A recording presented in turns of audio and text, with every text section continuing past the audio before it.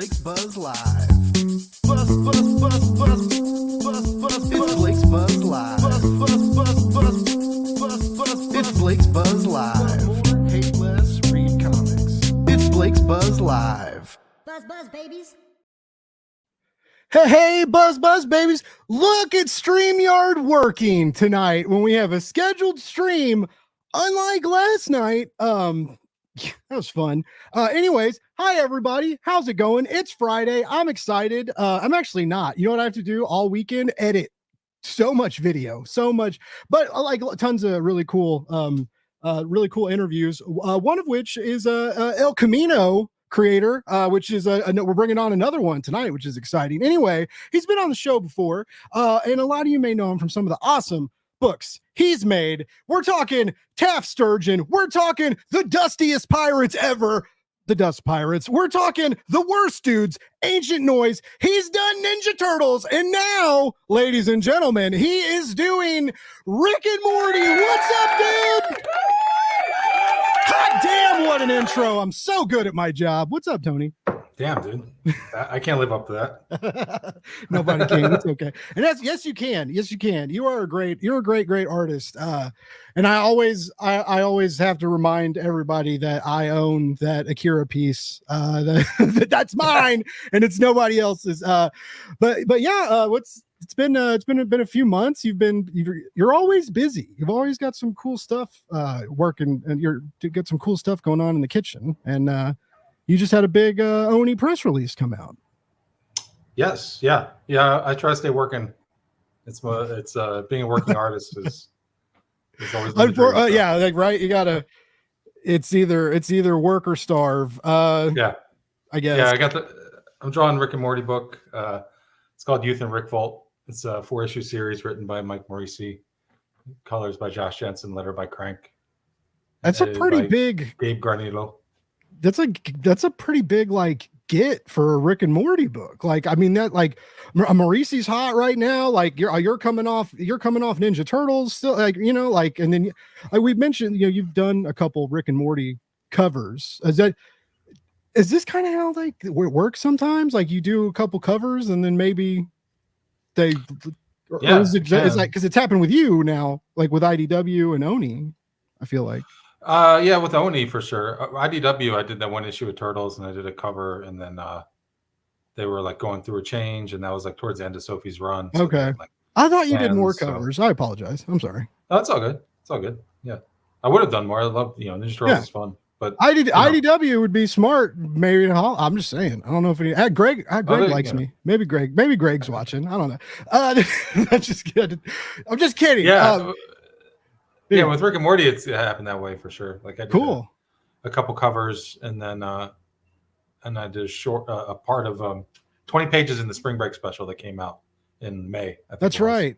That you did like part of that anthology, the Rick anthology thing. Yeah, and then they offered me a series, so I said, hell yeah. That's got to feel good, man. You do like a couple covers, and then you get like a little one-shot gig, and then they're like, "You want to do 4 issues with Mike Moreci?" You're like, "I guess." Yeah. I'll make time. Yeah. Sure, twist my rubber arm. But I mean, yeah, it's. I was thinking of like his past work, and it's not. He's done weird books, right? So it's not like this is a weird title for him, but no. I get like goofier, quirkier title than what I'm used to seeing from him. What's it like? You know, what's it like working with his scripts, and does he kind of let you roam and run free? Yeah, it's him, Mike and Gabe Granillo, the editor. Okay. We pretty much, and then Josh as well, who does the colors. That's the email chain. Okay. And a lot of it is like Gabe and Mike. You know, Mike writes the scripts, and then Gabe and him and Gabe sit down and they go over it and they deliver a final script to me, and then like I get feedback from both of them, and it's all been great so far. And then also we got to work with Warner Brothers, so you deal with the representation and everything gets cleared by them. So it's kind of like a, real professional, so like environment. They get like they like read the script first, and then, or do they like pass on the script, pass on art, pass on lettering, like editorial, like Warner Brothers? Yeah, they pass on. Oh, wow. Yeah. That's cool. Yeah. Or cool. Is it cool, or cool. Well, I guess I don't. I mean, yeah, it's been super cool. It's been super cool. I've only had to draw in the first issue. I had to draw, not redraw, but like kind of tweak a couple of Rick heads. Okay. They're like, hey, this is a little, this face is a little off model, or his mouth's a little too exaggerated here, and nothing crazy. That was it. And then like maybe one or two other like just simple fixes. And then the second issue, I got no notes at all. So hell yeah, it was super nice. They've been really, so far they've been great. What's it like taking over, or not? Like you're doing this pretty iconic, very popular, show, right? It's been in comics for a while now, so it's got its show fans and it's got its comic book fans. But I was thinking of something earlier about like, Rick's got these like, and Morty does too, but like when Rick burps and his lips coil off and stuff, and like just the weird little stuff and the drool on the mouth all the time. Mm-hmm. And a lot of these moments that like are very picturesque and like kind of trigger your memories of key parts of the show. Is that tricky to like nail those on the page, like those like little moments, or do you make your own, or I don't, because it's the comics is obviously like static imagery as opposed to like the animated show and stuff, so you have to kind of adapt some of these instances and like characterizations, right, to work for the medium. Yeah, well, it's just whatever expression, whatever emotion the character is feeling. I watched the show and I've read a lot of the books, especially like gearing up for this. Mm-hmm. I read a lot of Ryan Lee, one of my favorite artists, Ryan Lee. Had an amazing run on Rick and Morty. And I just kind of looked at his stuff a lot and just seeing how I can use the expressions. That's the fun part to me. Well, part of the fun. Okay. It's kind of like freeing. Like I don't have to come up with a lot of it on my own because there's already like a catalog of expressions that they use on the show that I can kind of pick and choose and use it. And, okay. So in a sense, like I mean, it's not that you're chained down, but you mentioned like you can't get too wacky and creative with the character designs, right? Because they're aside of editorial step in, but in a sense, like kind of like aiming you down the path, right, makes work life a little bit easier in some instances too. Yeah, if you just like totally surrender, surrender is a bad word. If you allow yourself to just like I'm doing this is work for hire and I'm doing this thing that everyone knows and loves and trying to and also I want to make less work for myself, so I want to like not get notes, so I want to try to keep. You don't want to redraw page. Yeah, that makes sense. So I try to like do my best. Yeah. So I'm trying to keep it on model and also like make everybody happy, and like I think I'm doing that so far. So nice. I don't know. It's more, the style is really like simple, the art style. And like I can push it in certain spots and drop shadows sometimes and whatnot that you don't really see on the show or in the other books as much. But like when I look at like Ryan Lee stuff on that series, he kind of pushed it really far, and his style is really unique, and like it's like heavily rendered and it's just really really well crafted.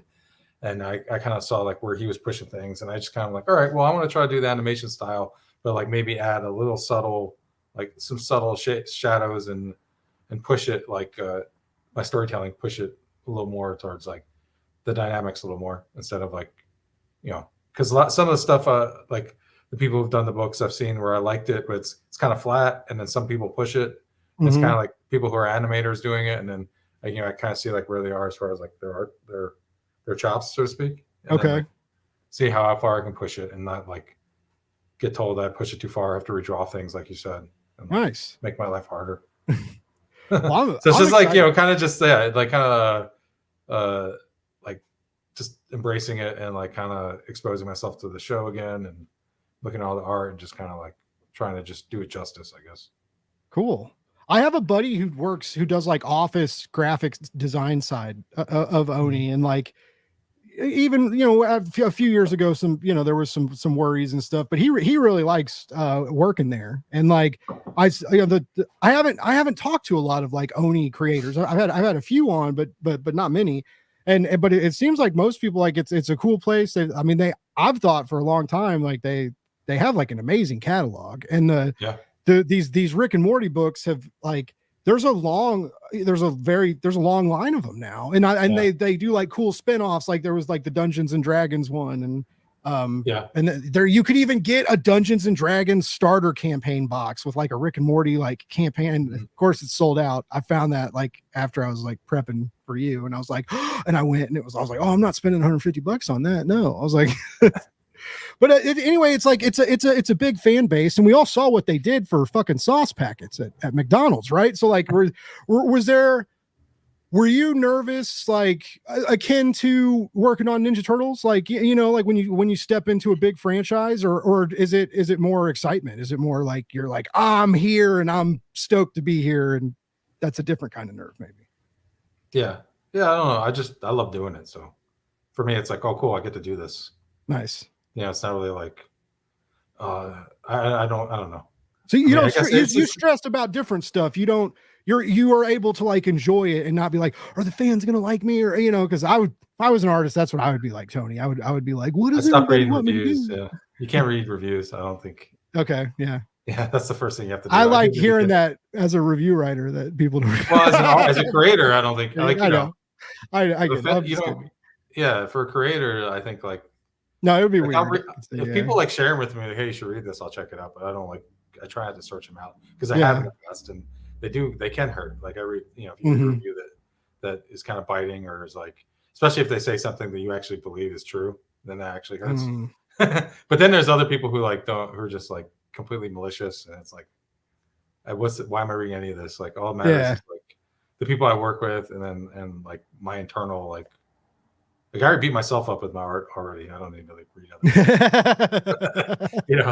But I have friends who like tell me stuff and give me tips, and I obviously have an editor and a collaborative team that you work with that like, gives you feedback. And that's like kind of at this point in my life, like I'm almost 50, so I'm approaching like really don't give a fuck mode. About most things. So.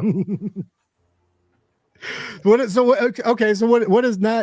not give a fuck mode mean in as an artist in comics? Like you take notes comfortably and execute them, or you're like, oh yeah, I've always nice done that's notes, always I don't give a fuck. No. I mean just in life in general. I don't mean like with notes with work. Okay. I'm always like, yeah, you got to be able to take notes. If you can't take notes, then you're bad boy artist Tony Gregori. Like, no, I'm just kidding. What'd you say? I said I was like, you guys didn't know about bad boy artist Tony Gregori? No, I think I'm pretty easy to get along with work wise.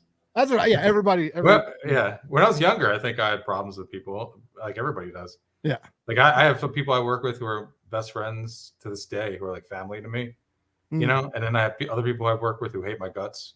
And it's just kind of like that's just life, Like but like as far as like working, especially now I'm older and like been doing this for so long, it's like now I just want to make do the best job I possibly can, and try to make the work as easy as possible on everybody, so if like there's notes and,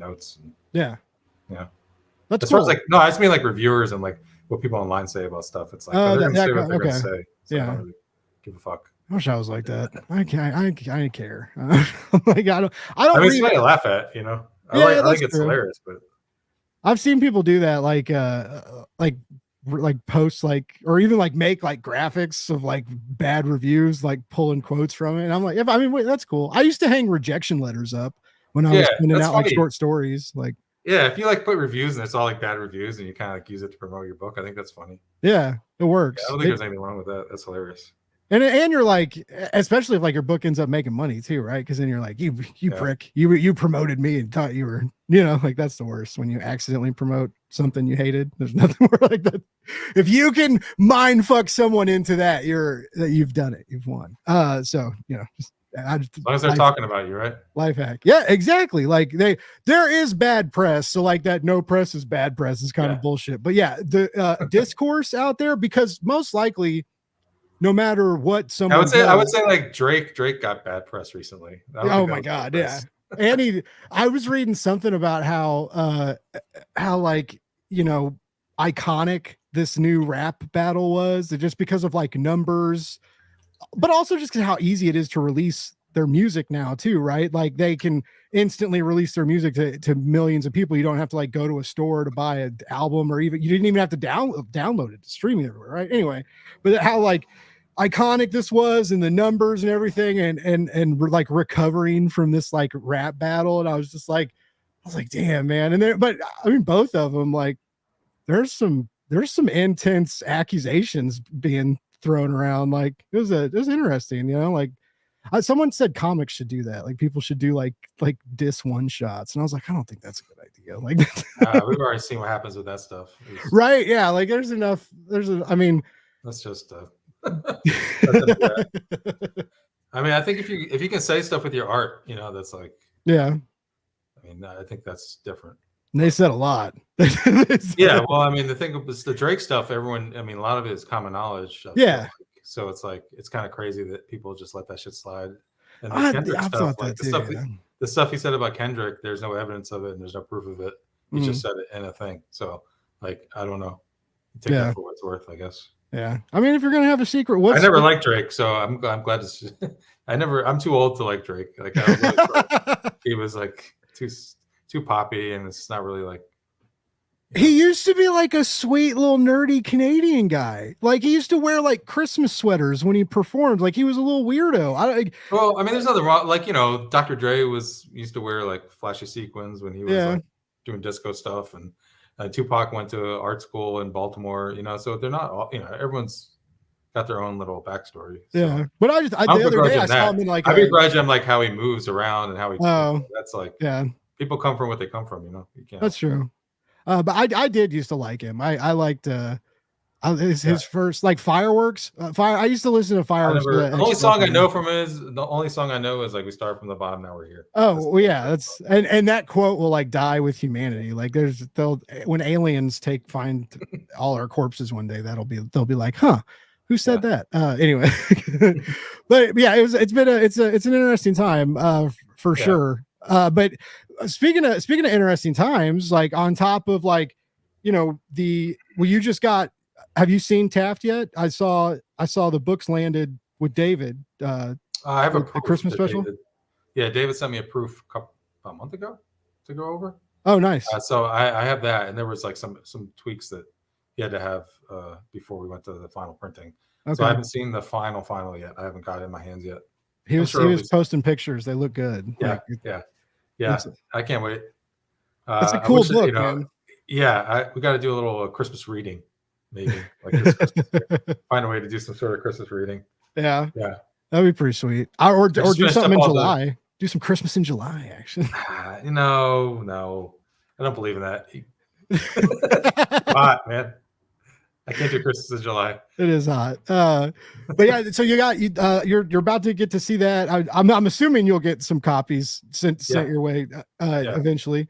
But you've also like you guys are a few months into El Camino. Some newsletters have gone out. Like, what's how's that going? I just talked to Ibrahim a few days ago. We talked for like 3 hours. We talked for like 40 minutes, and then I was like, dude, we haven't done the intro yet. Like, give me a second. I was like, he told me that night. I talked to him that night. He's like, oh man, I just talked to Blake for like 3 hours. Yeah, we had a good old time. But he seemed excited about it. I was working with Brian Level on the new. It's so weird. I'm like, it's weird how many of you I'm attached. I might as well be in it. I'm just kidding. I'm useless. But you know, like Brian, like you know, his Kickstarter launched like almost simultaneously when you guys came out with El Camino. So like, what's been going on? How's that been going? And what are you thinking about it? It's going great. Yeah, we should. One of these days, we got to get as many of us on your show as possible. Everybody still talks about that too. It's been, but everybody's all. It's funny because.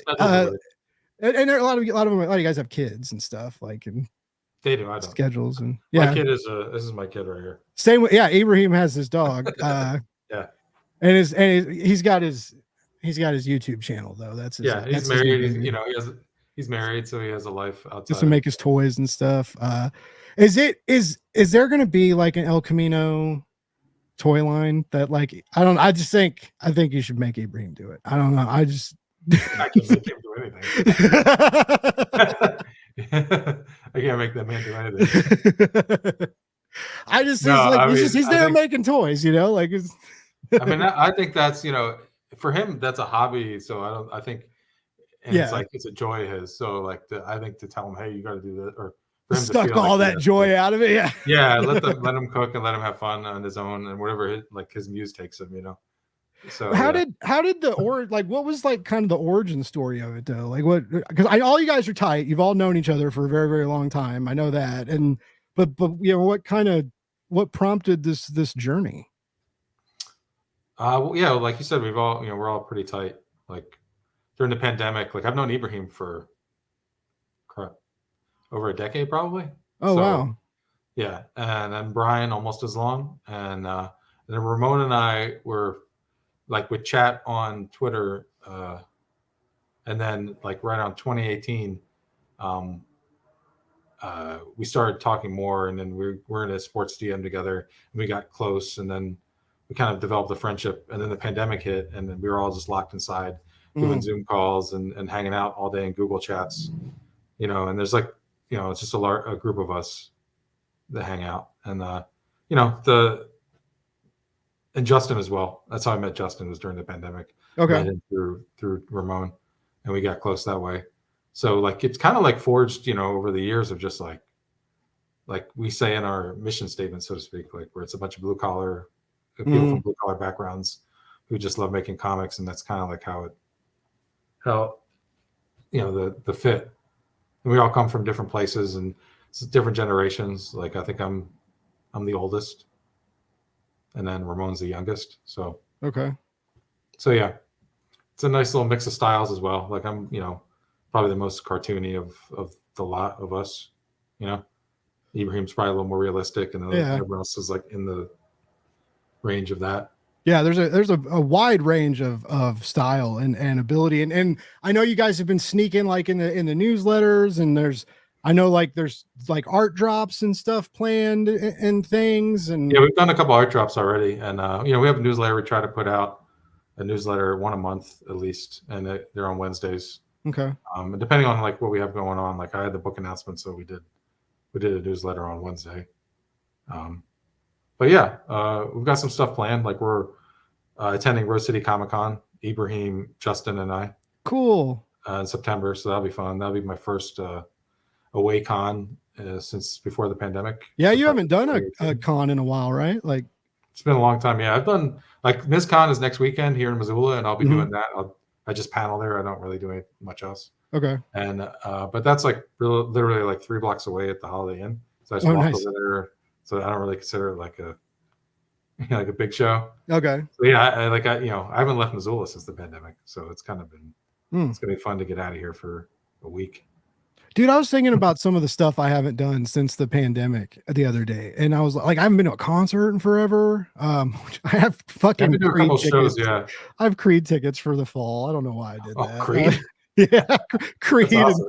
Creed and Three Doors Down. Me, my Dude, you dad. gotta go like, see Creed. twisted- You don't know when that guy's gonna fucking go nuts again. Yeah, I Never know, see right? it. Like, why not? It's funny. The last time we got tickets, I was younger, and they were $10. And the day of the concert, I got like fucked up and didn't want to go. I like changed. I was like, yeah, I'm done, and I gave it away.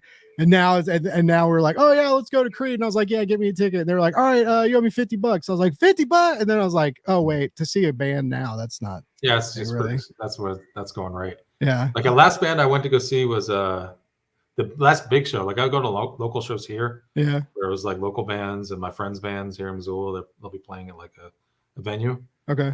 But like probably the last biggest show I saw was Pearl Jam in 2018 when they came out here. Oh wow. At the football stadium, at the Grizz Stadium, Nice. and that was fun. That was amazing. Like I'd like to do a that stadium show. Like, that that'd was be beautiful, cool. man. It was beautiful. It'd be like They're totally coming again different. this year, so I would love to go. But like the tickets are like $100-$150, and I just That's not bad though. Like I figure it would it's be not bad. And but the thing is, like, I can hear them from my house when they play. So it's like maybe I just sit hang out and- outside, save money. I Yeah. just sit outside and say $150. Yeah, everything. I that's one thing I've noticed. Like, I'm not as cavalier as of spending money as I was. Like, I don't make as I make like I do okay, but I'm just like I don't buy as many like hardcovers and omnibuses and stuff. I'm not like, hey, let's spend all our money on Marvel omnibuses and giant heart and like I'm just a little bit more careful. I don't know. I still spend all my money though. I don't know what I do. I guess like I don't even go to the dispensary that often. I was gonna say because like that's like, but I don't drink. I quit drinking, so like that kind of cancels out. There you go. Congratulations. How long's that been? I haven't drank it all this year. Great. So yeah, I don't know. I got bored. Like I quit smoking cigarettes. That's kind of what started it. And so I was drinking just made me want to smoke cigarettes. I was like, oh, and I was like, maybe I'll take a break. And I took a break. And how old are you? 38. Okay. Yeah. Yeah. When I used to drink, I used to, I could smoke back when I was a teenager. I smoked, and then and then I smoked like when I got out of high school. Like I smoked because I would drink a lot, and I was doing drugs and shit back when I was like 20 something. Yeah. And so cigarettes are a part of that. And then I quit smoking. Like I was probably like in my mid to late 20s. I stopped, and like every once in a while, when I would get drunk, I would have a cigarette. I would get a craving, like you said. Mm-hmm. And then just got to a point though where I just like found it to be like nauseating, like just the smell of the nicotine. Mm-hmm. People smoking cigarettes around me made me ill. Yeah. The smoke. And that was probably like in my late 20s. And I think the last time I actually smoked a cigarette was probably, I just moved here. So I was probably 2013, 2012, 2013. And I got really drunk and I took a hit off a cigarette in front of a bar. And I was with Layla Del Duca, actually. Oh, really? We were hanging out at this bar and a group of other friends. And I got sick. I got violently ill, like right in front of the bar. And she's like, oh, she took care of me that night. She was a complete like angel and like saved my life. Nice. I just crashed on her couch and she put like a nice like pot next to me so I could just throw up. Something usually the nicotine or someone spiked a drink or I don't know what it was, but something the minute that nicotine hit my system, it made me nauseous. And ever since then, it was like that was. But I don't really drink. I'm not a drinker, so it's never really. You don't drink at all, really, do you? You know what? I had some. I had a couple of beers like a couple of weeks ago with friends. Okay. Because I just felt like it, and it was nice. I had like 2 beers, and I felt a little light, and I went home and watched the movie with my dog and fell asleep. And nice. I was like, you know what? I can like probably go out and have a couple of beers like every couple of months, and it's not a big deal. And it's not like, I think what happened with me was I was drinking, like it was never a problem. It's never been like a problem for me. My problem when I was younger was drugs. So drinking was never an issue. But after like my parents died and I found myself drinking and getting sad when I would drink. Yeah. Well, this is not a good sign, because I've dealt with like addiction in my past and when I was younger, and I know what that's all about. And I saw my mother go through it. So I kind of understand, at least personally, like, I can see the signs, and I see the red flags and I just feel it. And I know intuitively, like, oh, that's not a good feeling. So I should monitor that, So like when I was doing that, I found like, yeah, I'm drinking to like, and I'm not say drinking to kill pain, but I was like not enjoying myself. I'm like, well, what am I doing? I'm spending money. I'm not enjoying myself. And yada, yada, yada. And that was like 4 or 5 years ago. So like lately I've been like thinking about it and like, maybe I should try having a drink and just see how I feel. And I was with friends, we were hanging out, and it felt good, But funny, like, I've been thinking about hard drugs, and like maybe I should go. I'm just kidding. No. Yeah, maybe I should see if that number still works. No, you want to lose some weight, do some meth. Right? Yeah, not that. No, I'm the that. No, that's. I mean, I am losing weight, but not that. Not you look great, man. Thanks. Yeah, cutting beer out of your diet will, do wonders for you. That and then I'm getting older and like I've been taking care like I'm diabetic and I've actually been like dealing with it like I should have been for a while. But yeah, it's but yeah, like I really, man, if I really went to like, because I still like we got the new dog, and like we're like wrestling with the dog, like they like to wrestle inside and then we take them outside and they kind of don't do anything anymore, and then they come back inside and want to tear the house up. And it's like, guys, come on. But so I've been like trying to play with them outside, and I'm like, I'm like we got like the rope and stuff, tug of war, and I'm like I'm just like, my arms get tired. I get tired. I'm like, man, you're a squishy piece of shit, Blake. Like you're just like, I'm, you know, like, I'm like, and you know, like I've never like, I've always been over 300 pounds. I made a joke online. I was pretty sure I was born over 300 pounds. Like, and I've never been under 300 pounds, and I am like, that freaked me out because I had to go get a new ID. So I weighed myself. And I was like, holy shit. And I should have, I've had to buy new pants, new everything. It's all good. It's good, but it's just, you know, it's just weird how it's just like, you know, like, oh, I really like, I needed like nicer clothes. I didn't wear nice clothes for a while because I wear like regular shit. And then I was like, my nice pants, like I put them on. I was like, you can put two of me in here. Like, what happened? What happened? Yeah, well, you don't want to spend any money on any new clothes until you're sure, like, this is where I'm going to be. Right. Yeah. I tomorrow I could go back to Cheetos and Twinkies. You never know. I was never a big Twinkie guy. Cheetos are pretty good. Cheetos are good. Yeah. They're good. I've had to quit so many things the older I get. It's just like, I guess you can't do that anymore. You know, this is like part of life. Dude, you know what? I found out that fucks me up? Cheez-Its. I really like Cheez-Its. And I get bad stomach aches the next day. And I'm like, well, all right, and it took me 3 times to figure that out, Tony. I was like, the first time it happened, I was like, well, we don't know if it was Cheez-Its. Second time, I was like, you live and you learn, you know, that's all you can do. You fuck around, you find out.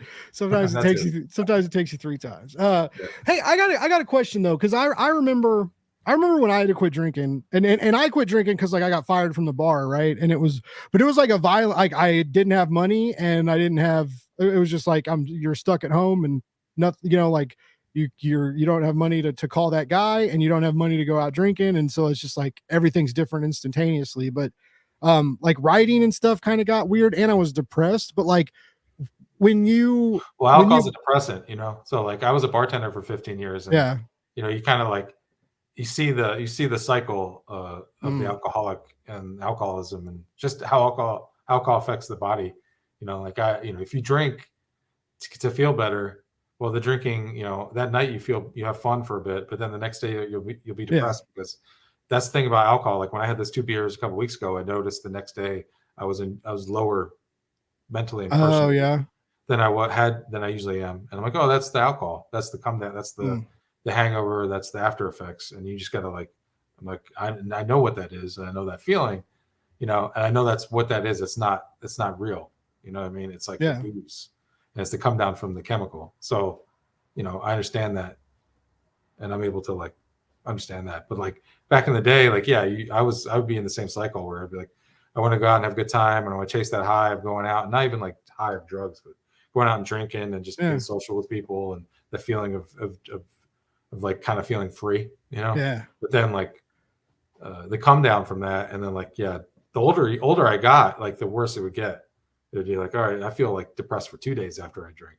Oh yeah. You know what I mean, so it's like, and that fucks with my week, that fucks with my mood, that fucks with my money, that fucks with, whatever. And I can't have that. So it's like, that's why I cut it out. So in a sense of like being an artist and a working artist, like that ended up like helping and like pushing your career in a better direction too. It sounds like. Well, I never really like, you know, I think, no, I wouldn't say that had that effect on my career. I would say my career it was going the way it was. Would have been the same. Okay. Would have been the same. I just mean as a human, like how I felt. Okay. How I felt about what I was doing, you know. I didn't know if like you know, the feeling. I never got to, like, I was not an alcoholic, and we get that straight. Yeah. It's not like I would drink and I would like, it'd fuck me up, and I wouldn't work for 3 days. I just would not feel good about what I was doing. I'd feel depressed, or I'd feel down, or I just wouldn't have energy. You know what I mean? Yeah. Just physically feel low, you know? Yeah. And it's just like not for like the older I get, the more like I have to take care of myself, and the more like, you know, I live in America where there's not free healthcare. So like I gotta take care of myself, and I don't have like a wife to take care of me or kids, you know, as I get old. So I'm like, I gotta make sure I can keep this fucking thing going as long as this fucking meat puppet, this meat keep this thing going. That's like, you know. So it's like that, but it just didn't fit, you know, and so all right. I think like, you know, you get older, you just realize that, you know, you become more self-aware of like your own tics and your own like patterns. And like I come from, like, my mother was bipolar and had a borderline personality disorder, and she was a volatile woman. She's very passionate, very loud, very like life of the party type person. Mm-hmm. And she had high ups and very low lows. Okay. She dealt with addiction her whole life. Like she was a heroin addict when she was a teenager. That's what it gave her.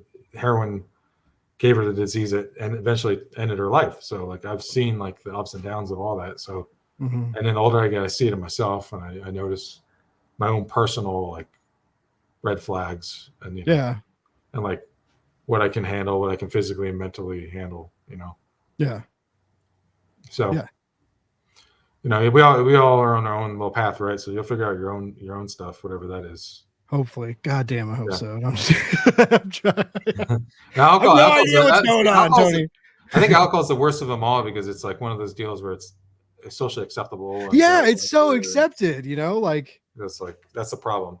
That and like, of course, nicotine is like physically like the hardest things to quit, But for me, like I was on hard drugs for a period of my young, as a young man, was in like 18 to like say 22 was like really hard into drugs. And then like, up until like my mid 20s, like when I was working in bars and I would get drunk and I would like want to do blow, and I do some blow, and I did that till like I was like 25, 26. Like it's been over 20 years since I did that stuff.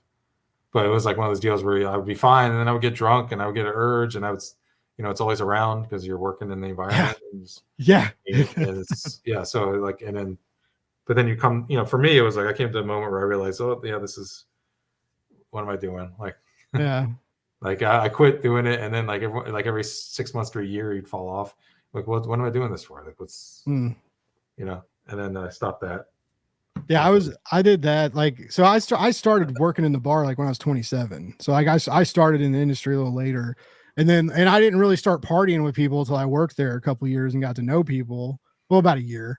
But I mean, like it got to the point, man, where like the bartenders would fucking call me. I'd be like going over to the ATM, and they were like, "Oh, Blake's at the ATM. We're partying tonight." And I was like, "Shut up!" Like, leave. Like, and then. But dude, it was bad. Like even our boss, like someone made a joke at like. It was our boss's version of like the work pizza party. Like when everybody's burned out, it's like, let's all go to his house after work at 4 o'clock in the morning, fucking geeked out till 8, I remember I worked this is like in 2001. Yeah. I ran this, I was assistant general manager of this nightclub in South Florida.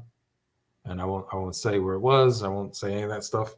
But after we closed for the night one night, myself and like the whole staff, we just hung out in the club and did ecstasy for like fucking 6 hours. And it was like a different time, a different life. At the time it was fun. It seemed like a good idea.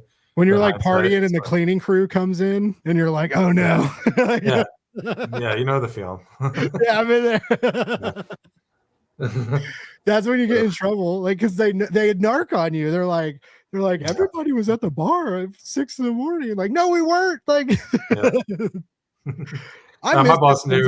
My boss knew what was up, but like he was, these are old Fort Lauderdale party guys. These are Fort Lauderdale party guys from the late 70s, early 80s. Okay, was my boss, so you couldn't get anything past this guy. Like he'd seen it all and done it all, and, like all that shit was like. It's old hat. What we were up to. I was young, I was like probably 22, 21 years old, something like that. Yeah. Maybe 23. So I was super young. Dude, I remember one time, man, I had to go with the bars open. Okay. So like we're out of Jameson. I gotta run down. The bartender's like, dude, go give me like 3 bottles of Jameson. I was all right. So I go down, I got the office. I unlock the office. I open the office door. There's like 8 people in the office. There's never anyone supposed to really be in there, right? So there's like 8 people in the office. One of them's the GM. One of them's like the owner of this Thai place down the street. And there's just like all these, dude, there's like hundreds of dollars worth of drugs just like on the desk. I was like, what the fuck? And I was like, excuse me. And then, and then of course later my bartender was like, why how's it take so long to get 3 bottles of Jameson? And I was like, I don't know what you're talking about. But yeah, I don't know. It was fun. It was fun. And I spent too long in it, but what scares me, man, is like 3 people I've worked with have died, and they've died because of like someone thinks like pills and stuff, they fell asleep and got too fucked up. Another guy that I saw like every night for years, like his like the liver stuff killed him, and like, and I was like, man, like it was crazy, so it's fun, but it's like, it's just a crazy world. I don't know. Yeah, anyways, I mean, I work with comic books. Yeah, I was going to tell you a story, but it was super No, dark. do it. Nah, your stories are good. I don't want to. No, all right. I'll save that for the bio comic or whatever. I think I tell that story. But speaking of other dark and weird stories, there you go. Tony is doing Rick and Morty Youth in Rickvolt, which comes out in August from Oni, and this is Tony's done some Rick and Morty covers, but this is the first time that you are doing interior works, a 4-issue miniseries that you and Mike Moreci are working on. And I keep forgetting your color's name. Josh Jensen, and Crank's doing the lettering. Mm-hmm. And that's gonna be a pretty book. It's gonna be a real pretty book. Yeah. Do you ever do a lot of coloring like outside because you color your like indie stuff usually, don't, like with David, right? No. You know? I color like I did that cover. I'm doing the colors on the Rick and Morty covers. It's all okay. And then I colored Pork Chop Robot Killer, which I just got an email saying that it's being fulfilled as we speak. Oh, cool! Yeah. Oh, shit. Colored that. So, but yeah, I've done on my covers. I do the colors, and then as far as interiors, no, like I don't. Okay. I don't do that. It's just too much. I would love to, but it's like it's a lot of work. Also, like I work with a lot of great colors, so like they're better than I could do at it. So, but like also it is a lot of work. So, but maybe one day I'll do a book where I do it all like that again. What made you want to do that for Pork Chop? Well, I mean, I was doing it all on my own, so yeah, okay. I'm not going to pay somebody to do it out of my pocket. Why do that when I could just do it myself? So okay. And are you gonna stay? That's that blue collar ethos that we're talking about. That's what El Camino's all about. Or do the hard thing. Elbow grease. Yeah, I was gonna make a Bucker joke, but it's a hot topic right now. Oh, your kicker. Oh yeah. Oh, what's up with that guy, dog? Damn. I don't know, man. I hope his wife's okay. That's all I got. Oh, he's married? I didn't know he was married. That's crazy. Yeah. He was I love my wife, and I love that she loves. Did his mom say anything about him being such a? No, I don't think so. You know who spoke out was the nuns of the university. They issued a big old statement. Good. Yeah, I thought that was cool. Yeah. I saw that one TikTok where someone said never mind, I won't say. No, it sucks. And what sucks is, I mean, I'm glad like some people are getting mad about it, but like, it's way different when a fucking black guy takes a knee, right? Than the fucking outlandish shit that a white guy says into a microphone. Like, Kaepernick didn't say a goddamn thing. He knelt. Anyway, it aggravates. I'm a little aggravated. Well, Kaepernick, like Kansas City Chiefs for not saying. Kaepernick stood for something. Yeah, he stood for not gross shit too. Yeah, so well, he stood for actual. He stood. He was combating an actual problem. Yeah. This guy is just a fucking. He is the problem. But this guy is the problem. Everybody like went after Kaepernick, and even the NFL got uncomfortable. Because racism is an intrinsic part of the American society and the world we live in. So yeah, it's just it irritated me. I was like, man, I was because I thought it was gonna be bad, man. I was like, fuck, Taylor's gonna leave. Taylor's gonna break up with. That'd be hilarious. I mean, that'd be great for content. If I would love that as a team.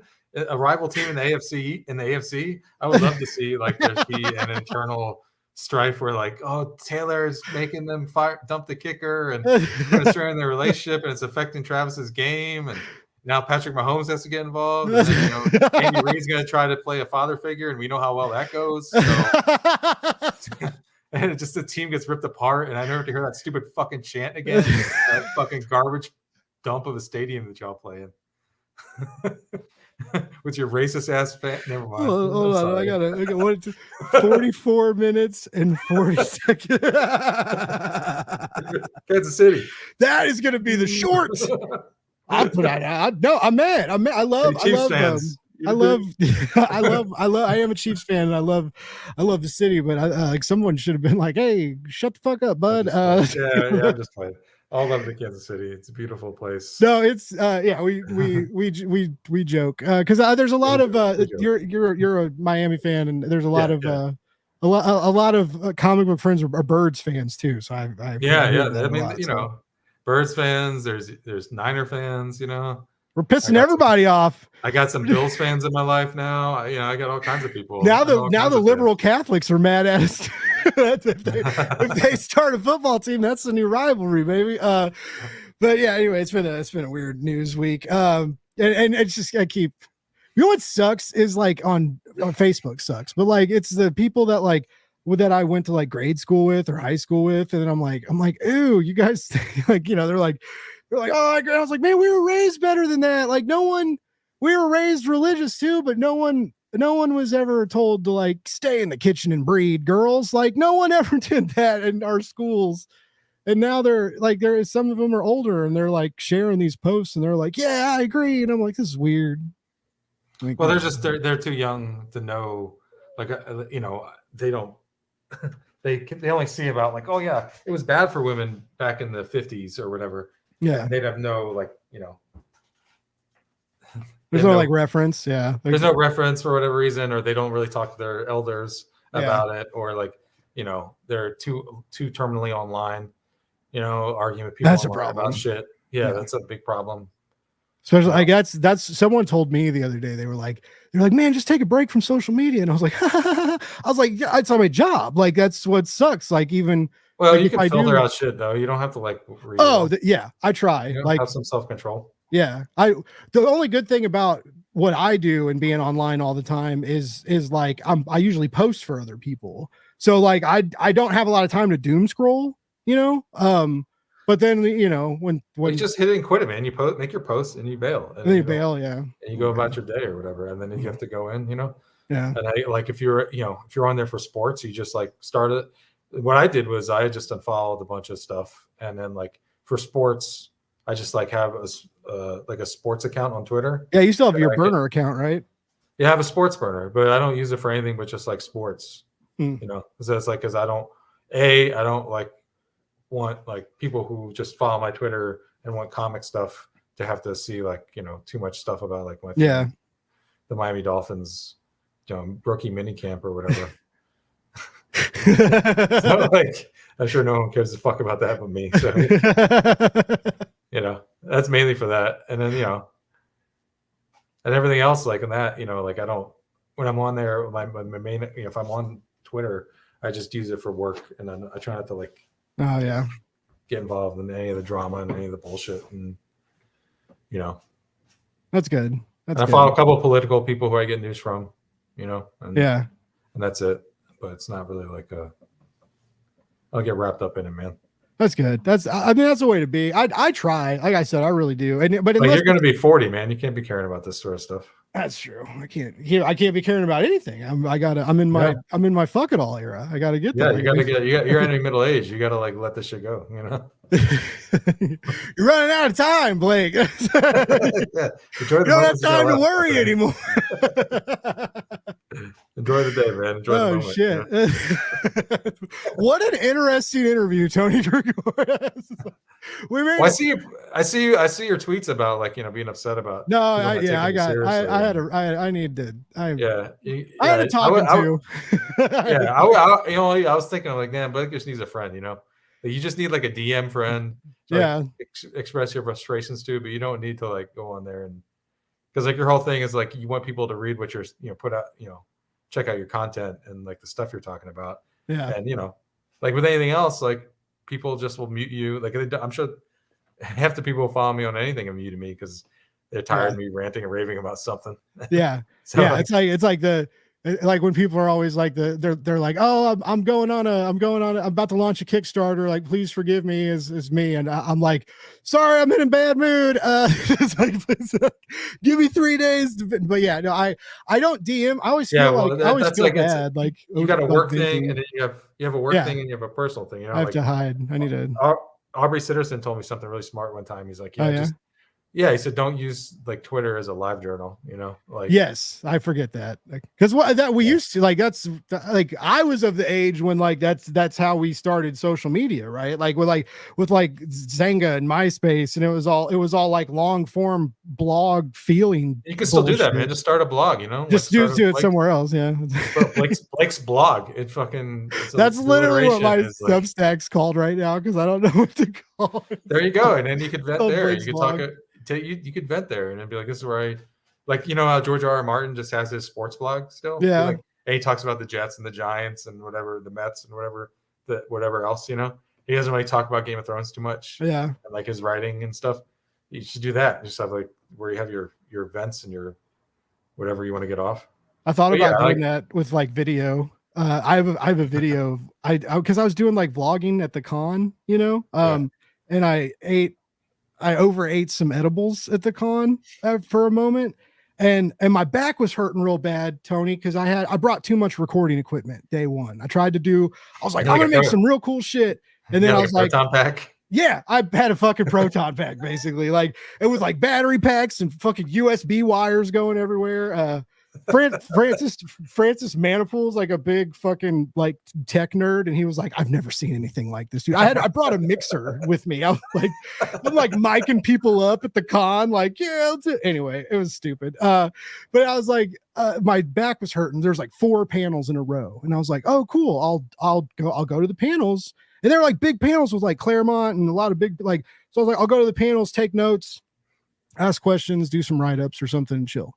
So I go and I eat a couple gummies, and then like I'm like, oh no, and I felt it. I was like, uh-oh, and I was like, it was coming on too strong and wasn't backing off, you know. And I was like, all right, well, we'll be cool. And I was taking notes during the panel, but then afterwards, I'm just sitting there waiting for the next panel, and like Jason Aaron and Doug Mankey are like standing just right next to me, and I like all my gear's out.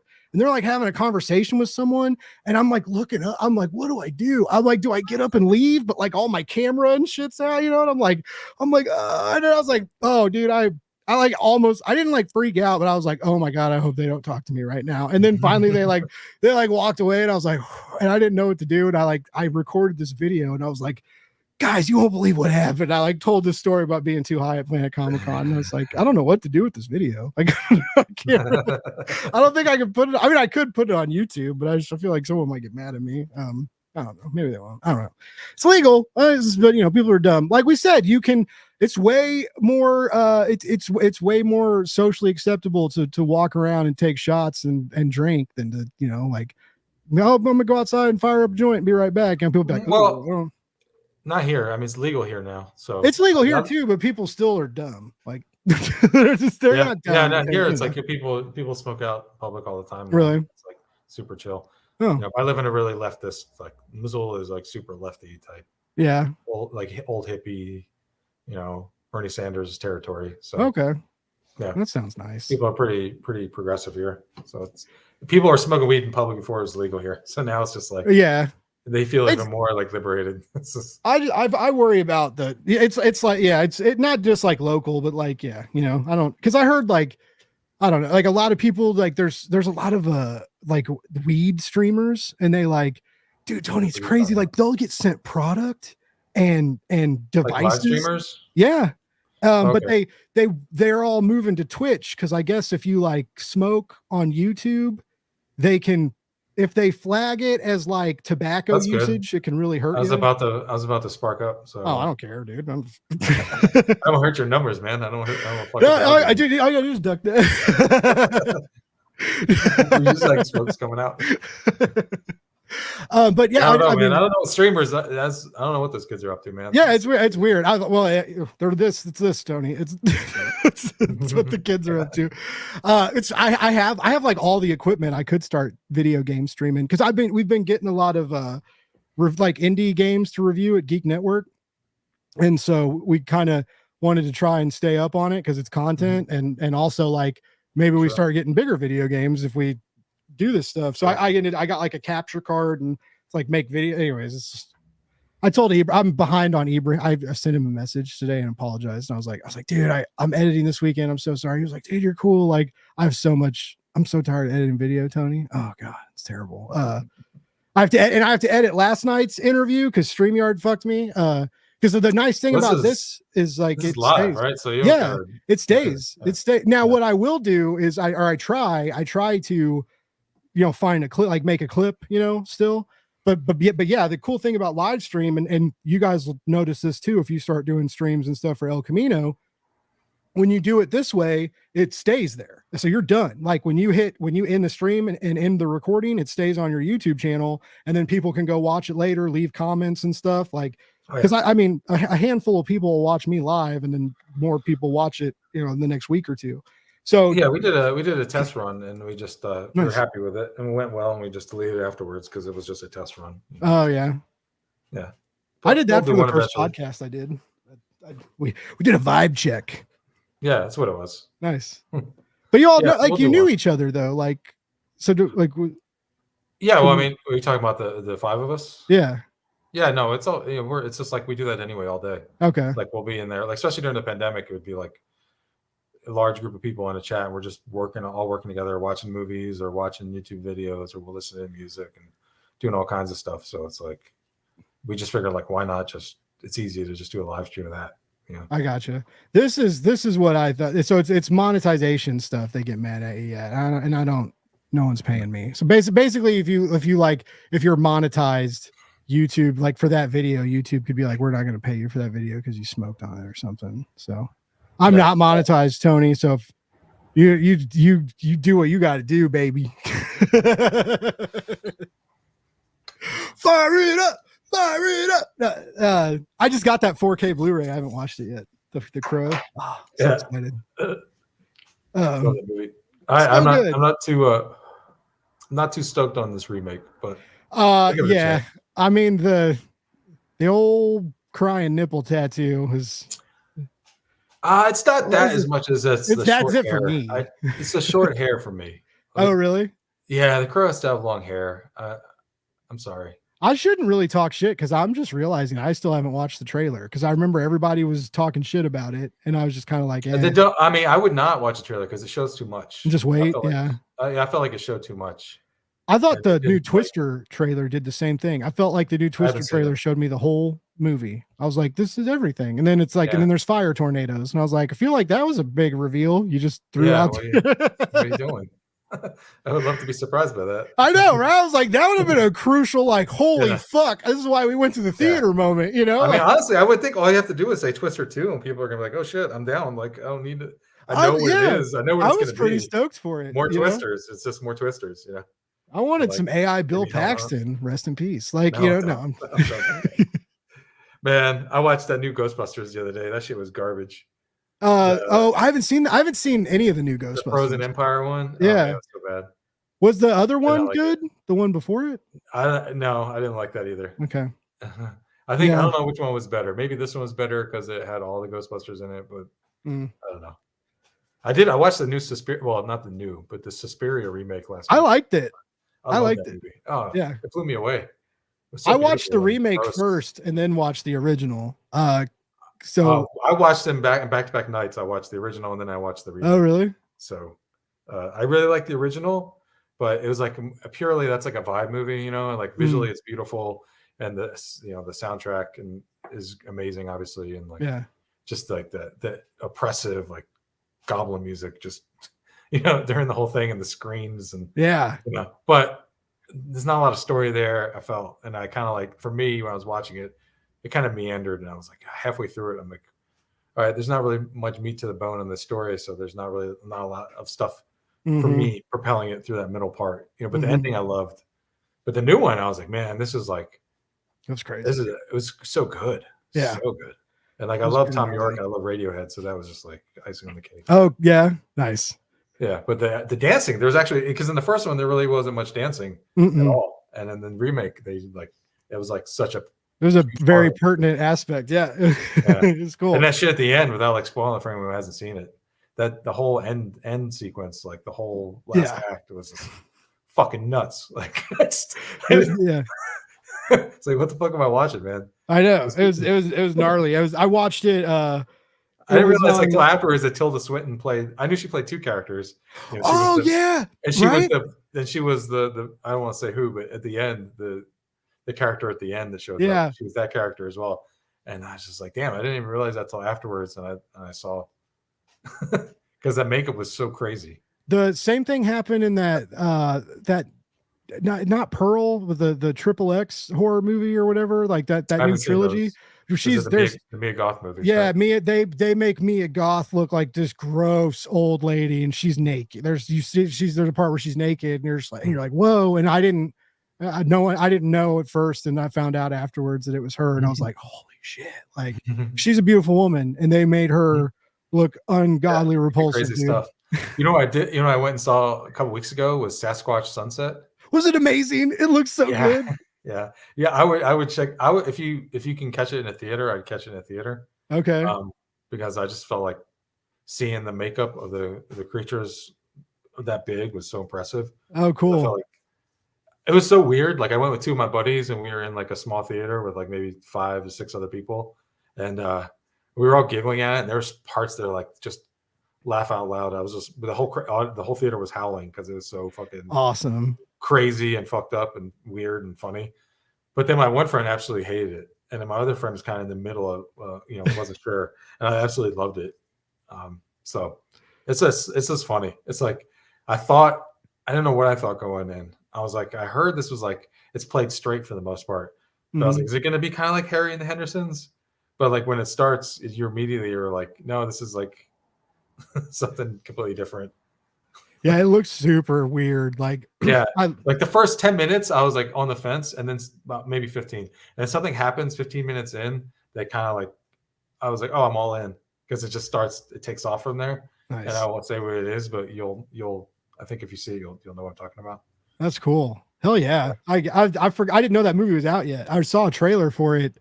I can't remember when I saw the trailer for it, but I sent it to my friends, and my friends had like the same reaction. They were like, have fun going to see that, not for me. And I was like, how does no one think this looks amazing? Like, it looks so cool.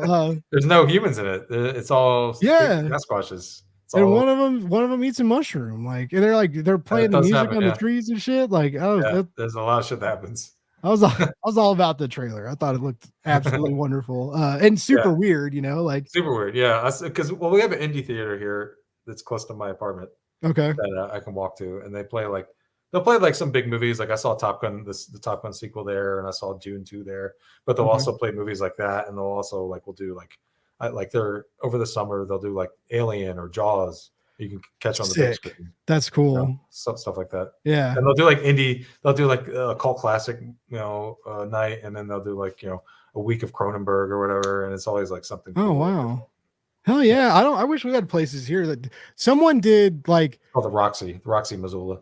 Nice. They did because last year was the 25th anniversary of Event Horizon. Or the 25th or 30th anniversary. But they played in a big theater kind of around here. But I was like, let's go. And everybody's like, no one wants to go see movies. Everybody's spoiled now. They're like, we'll just watch it at home. I was like, that's not the point. Like, we could have watched this movie at home for a long time. Yeah, well, yeah, because there's movies you've never seen on the big screen before. Yeah, it'd be nice to see it. And sometimes it does really change shit, man. Oh my god, dude! Every time I've seen Jaws so many times, and I've still will go probably when it because it's like their summer kickoff movie here. Okay, so I'll go check it out just to kick off summer. I'll go see it at the Roxy, and it's still seeing it with a crowd of people, and then some of them seeing it for the first time, like young people, and then older people my age. It's just like an experience, Yeah. If you're sitting in the theater by yourself, it's kind of But if you go in there with a group of 20 or so people, strangers, you're watching this iconic movie on the big screen, it's great. Yeah. It's super great. I remember I saw a Cronenberg festival there, a double feature there, and it was The Fly and Videodrome. Whoa. And The Fly, I've seen that movie a bunch. but I don't know if I ever seen it on a big screen before. Mhm. Well, I saw it when I was a kid because we used to go to the movies a lot when I was a kid, and that was one of the movies that I remember seeing with my mom. And I might have seen it in a theater, but it's been since then. It's like, what was it, 86 or something? So and people were gasping and cheering and howling, and it was great. It was like That's epic. it was an experience. Yeah.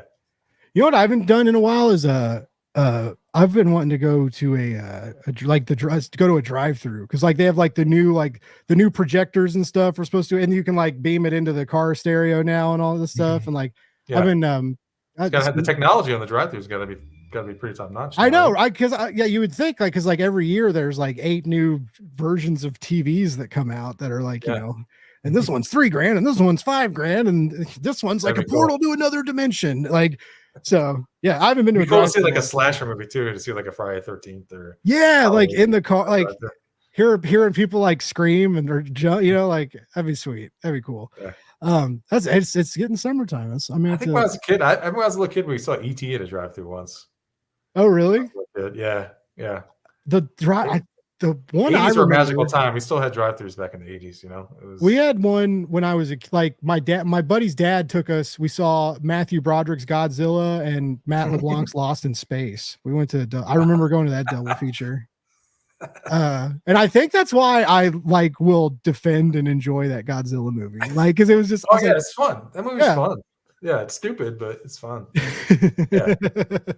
It's like if you're watching with friends and stuff, it's great. Like, I try to put it on alone. I've tried to watch it by myself a couple times, and I just lose interest, because it's like, why am I watching this? But I'm watching it with friends, it's like different. It's different. Yeah. Some movies I've seen so many times, it's like, what am I? Like, is it usually still on in the background as I'm working? It's like, can't I just listen to music or have something else on? Like, why does it have to be this? Oh yeah, this movie I've had on a bunch of times. I can't do that. Like if I listen to music when I'm like working or writing, I have to. Like lyrics fuck me up. Like I can't do that. Yeah. Writing's different. Yeah. When I'm writing, I write. I've been writing a little bit. Mm-hmm. And when I do, I have to have silence or just like completely instrumental music. I can't have like words. Yeah. In my head, I can't have a movie or I can't have a podcast. Okay. I can't have like overly like music with like a lot of lyrics in it. I kind of like just like to listen to like jazz or something. Yeah, because I'll start thinking of those words instead of like words I need to be writing. And then I'm like, like Chet Baker. I put on some Chet Baker. Okay. Just vibe out.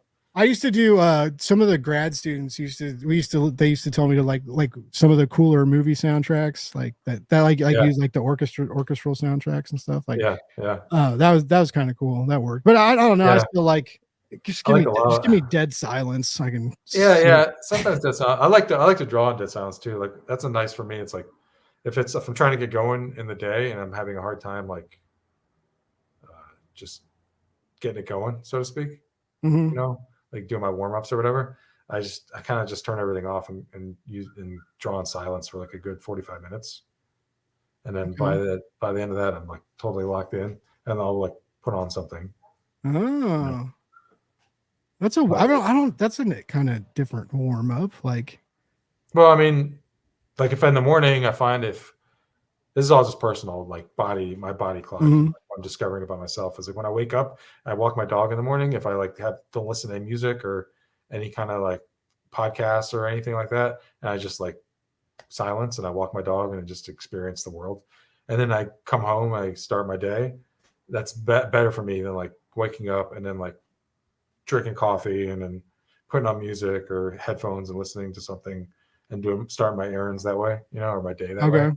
Just give myself a good like hour of like no internal like input, let myself just kind of figure out my day and like what I'm going to do and how I'm going to do it.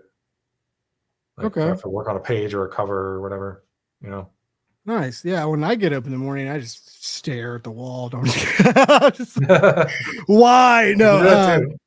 I usually I hang out with the dogs for a while. I mean, because that's usually who wakes me up, right? Like, and then like because Coco likes to she sleeps with different people every night, but she's got to be sleeping with somebody. And so like, and she's awesome, man. Like she just sleeps. Like she won't wake you up, and like she doesn't like to be woken up. Like when Bruce gets up in the morning and wants to go outside, and he's like nudging her, like, all right, get up. And she's like, no, bro, fuck you, man. Like it's 7 in the morning. Like, what are you doing? What are you doing, man? But yeah, so I usually hang out with them for a while, and then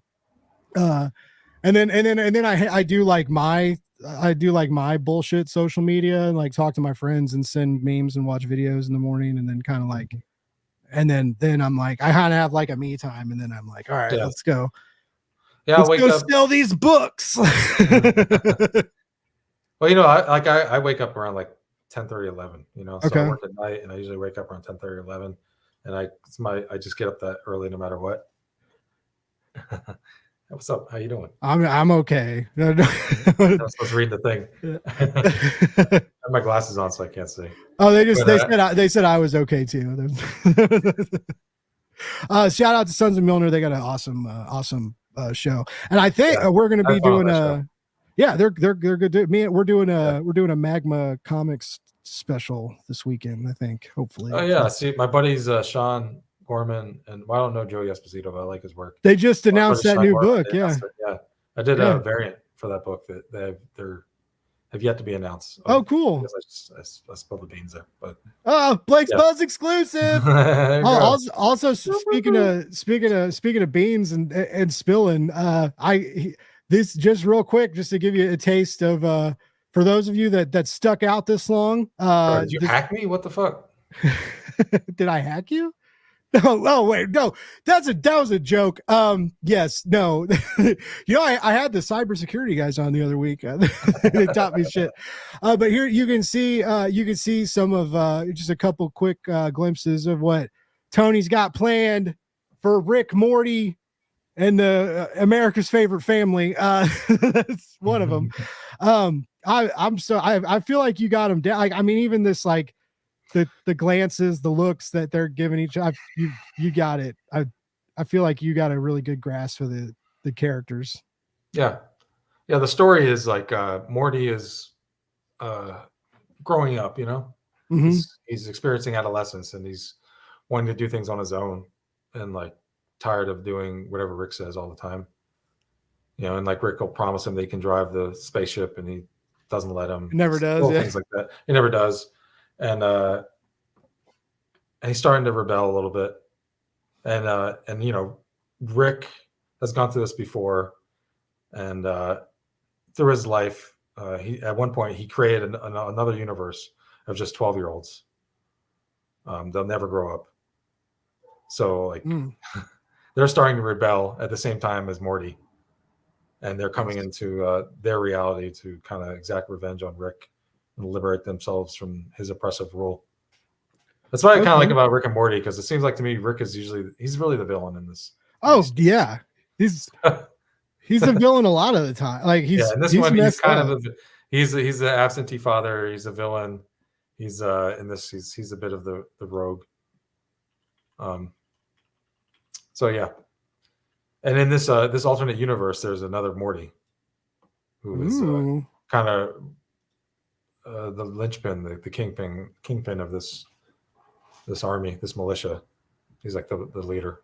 Do you guys play, or I don't even know if you can answer this, but I mean, there is a big, I mean, the multiverse, the Rickverse, whatever they want to call it. I mean, that's a pretty big story component in the show. Like, are you guys playing with like alternate versions kind of in that sense, or is it a little bit different?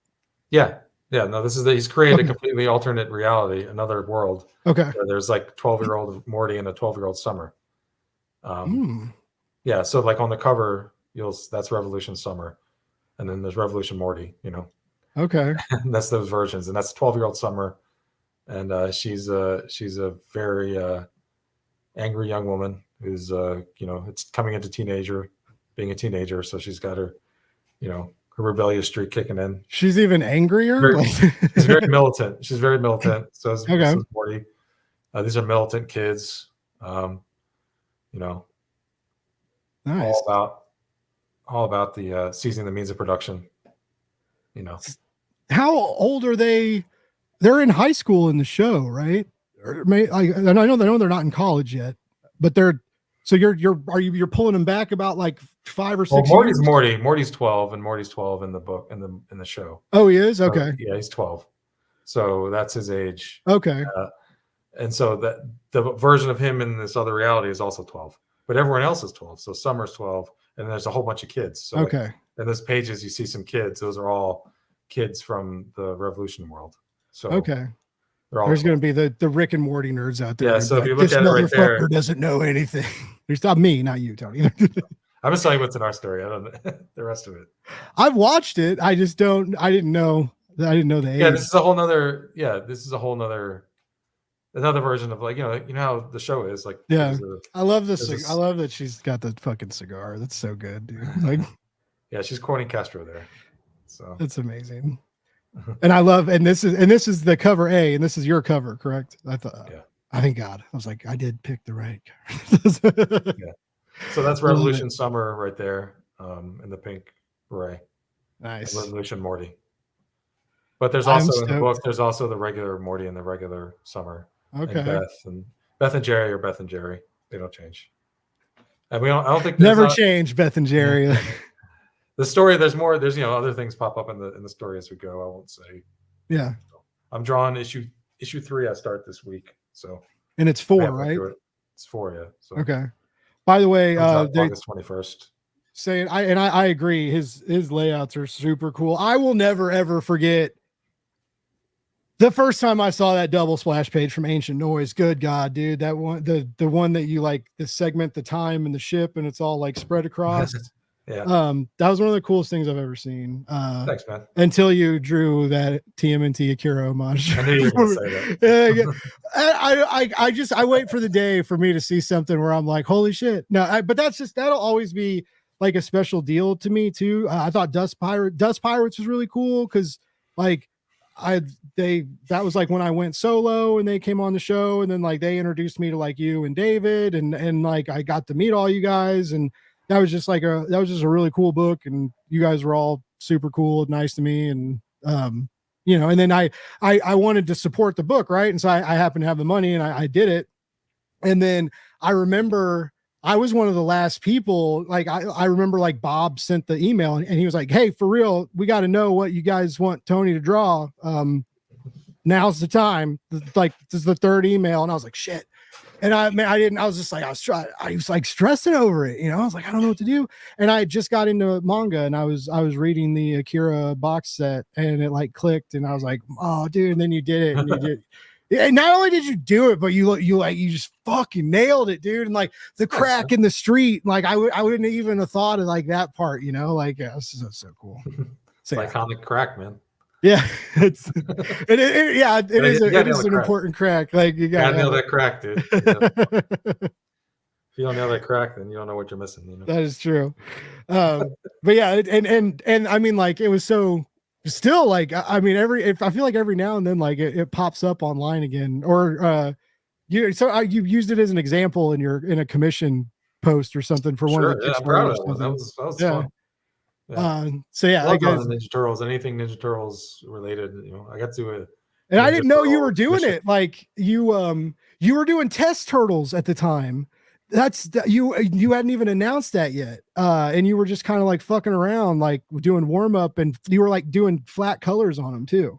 They look so good. With my sketchbook, I was doing sketches and coloring them with markers. Okay. So yeah, I was doing that. Yeah, that was something that because that was weird. Yeah, I was gearing up for Turtles to do an issue of Turtles, and you hit me up to do that. The timing was so weird. Yeah, that the internet worked. The subliminal internet message were like, you got money out of me, and you got to go more turtle. But yeah, no, that's and like people see it, and they're like, holy shit, that's like that's such a cool piece. Cool, so yeah. Anyways, that was just like a cool. And like I said, I got to know all you guys. That was a cool Kickstarter, and it was a fun time for indie comics and Blake's Buzz, I guess. It's been downhill ever since. Come on, man. You're doing this full time now, It's Well, I'm not. Well, I guess I am kind of doing the podcast part because I get told who to interview sometimes now. I don't have a choice. That's part of life, man. Yeah. You gotta do what you're. The fun's all gone. It's all. But no, it's. I still love it. It's talking to comics people where Yeah. You gotta have a curious mind, Yes. You gotta. Yeah. You can't just. You gotta let it go to weird places. you gotta get weird. That's what I always say. This is the life you chose, Blake. It is. And I what else would I got some buddies, and my sister yells at me a lot too, because she's like, she thinks I work too much for what I get paid. And she's like, and I'm like, but I love it, and I'm passionate about it, and it's just so it's different, right? And she's like, yeah, but it's not different. Anyways, I get talked to a lot about it. I mean, I don't think I heard that. For so long. For people, like, what are you doing? How much you making? Yeah, like, you're starting out. It's like, how much did you make doing that? How long did that take you? Yeah, and it's like, well, I love doing it. I don't really. The time doesn't really like I lose. Like there's at a certain point, it's like you got to make money to live, but like, if you're able to like do it and survive, and then you do it, because you love it. But like, also, I don't get paid to be an editor in chief. I do that. I do that out of the kindness of my fucking heart. That's a true story. Yeah, man. Like I fucking I did work for free or for hardly little to no money for I don't know how long before shit really started. At least 10 years before stuff really started to take off. Yeah. Nice. You gotta, no matter anything you're doing, you gotta give yourself like time, and you gotta like pay your dues for the most part. Yeah. Some people like get pop off right away, and for whatever reason. But like, some of us have to work our way up and do it incrementally, and like you just build a career and build a foundation, and that's where we all are. I mean that, but yeah, it's I mean, yeah, you gotta put the work in and stuff. I agree. It's especially this because it's you gotta be realistic. You gotta understand like where you're trying to get out of something, and like you be realistic about where you are and where you can go. And like as long as you're honest with yourself and you're having fun doing it, and you can afford to do it, and you're not like you don't have like you're not a deadbeat dad or like not paying your bills or whatever. Like, then do whatever makes you happy. But like the minute you stop having fun doing it and you don't want to do it, don't like don't. Yeah, I've never not had fun doing it. Like even when I get stressed or like, even when I have like a bad day, but like when I sit down and like I also like I sit here and like I listen to metal and like I get amped up for the show. Like I have like my little pre-show ritual. Like when that starts, I start getting kind of I get kind of hyped, and then when it's like someone like you and it's like not only is it going to be an interview, we get to catch up, we get to talk, we're gonna laugh, tell stories and shit, and it's like so I like, and I've yet to do like an interview where I sat there and like I was just like I don't want to be here, like so that's and I think people would know too, I think they'd be like wow, Blake's checked out, like I'm like you're not that good of an actor, man. You can pull it off. I'd be able to tell right away. Yeah, like you have a very expressive face. No more. Like, the fuck. Yeah, you get weird energy from Blake. Yeah, that's not the buzz love anymore. That's all I need. People say like I got weird energy on Blake's buzz. Like, oh no, not a bad Blake's buzz review. Blake's buzz. Yeah, so much awkward silence. That's my fears. Like that starts happening. That's never gonna happen. I know. I don't know how to shut up. Like if it gets real bad, I can always say like, remember that time like I tried to do a cocaine joke with Ron Mars and it got weird. Like, so Ron Mars and Daryl Banks and Keith Champagne and they were all on the show one time with oh my god, Kevin. I can't think of Kevin's last. I'm forgetting Kevin's last name. I'm an asshole. But they all work together and like Ron edits their book and Keith does lettering and so far. Anyway, so they're on the show and I told a cocaine star. I made a cocaine joke and I was like, no, it's cool. I don't like do it anymore. And they were all like laughing and Bruce kicked the door open and I was like, sorry guys, my dog kicked the door open one day. I had to get up and shut my door. And I came back and they were all like, "Oh, we thought you went and did blow." And I was like, "No, I told you I quit doing it." That's the old me, man, not the Yeah, new me. This is but new yeah, life. a couple people were like, I can't. It's like, way to tell Ron Mars a cocaine story on your show. Yeah, you gotta know your audience or your crowd, you know. I guess it's I my can joke about dad. this stuff with you. Can joke this, you know. You and I can joke around about this. Yeah, But hey, you got to be yourself, you know. he Like, I took would it. never- He took. He you had know, we fun. all. Yeah. I'm sure Ron Mars has probably heard worse. Yeah. Do a little cocaine joke by you. But yeah, you got to be yourself, right? Yeah. That's all you can do. Which is funny because I used to be can't shy very away from that stuff. constrained. Yeah, well, yeah, that too. But Well, I think, you know, in your setting, like, you don't want to talk to like fucking, you know, be talking to Chris Claremont and start talking about how you, like, you know, snorted blow off of. Well, maybe he might enjoy that story. Yeah. Like maybe somebody else. Yeah, you don't want to start going in on a drug dude, story. Chris, like I did He might like that sort of stuff. You never know. the stuff we did on top of X-Men #2 that you and Jim Lee did. No, that was like I was a kid. We were hanging out at Pizza Hut watching. I used to have those X-Men VHSs in my backpack then. That was we weren't doing that kind of silly stuff then. Everybody knows more about Chris Claremont than I do. I just know he yelled at me at a con. I heard stories. I'm sure he would be down. Maybe another name. Maybe like I can't even think of it. Someone a little more uptight, you know. Yeah. If you have an uptight guest or somebody. Yeah. Who's an uptight creator that's been on my show we can call out right now. Let's not do that. No, that's definitely not. Like Ibrahim. You never want to talk about that stuff. Yeah.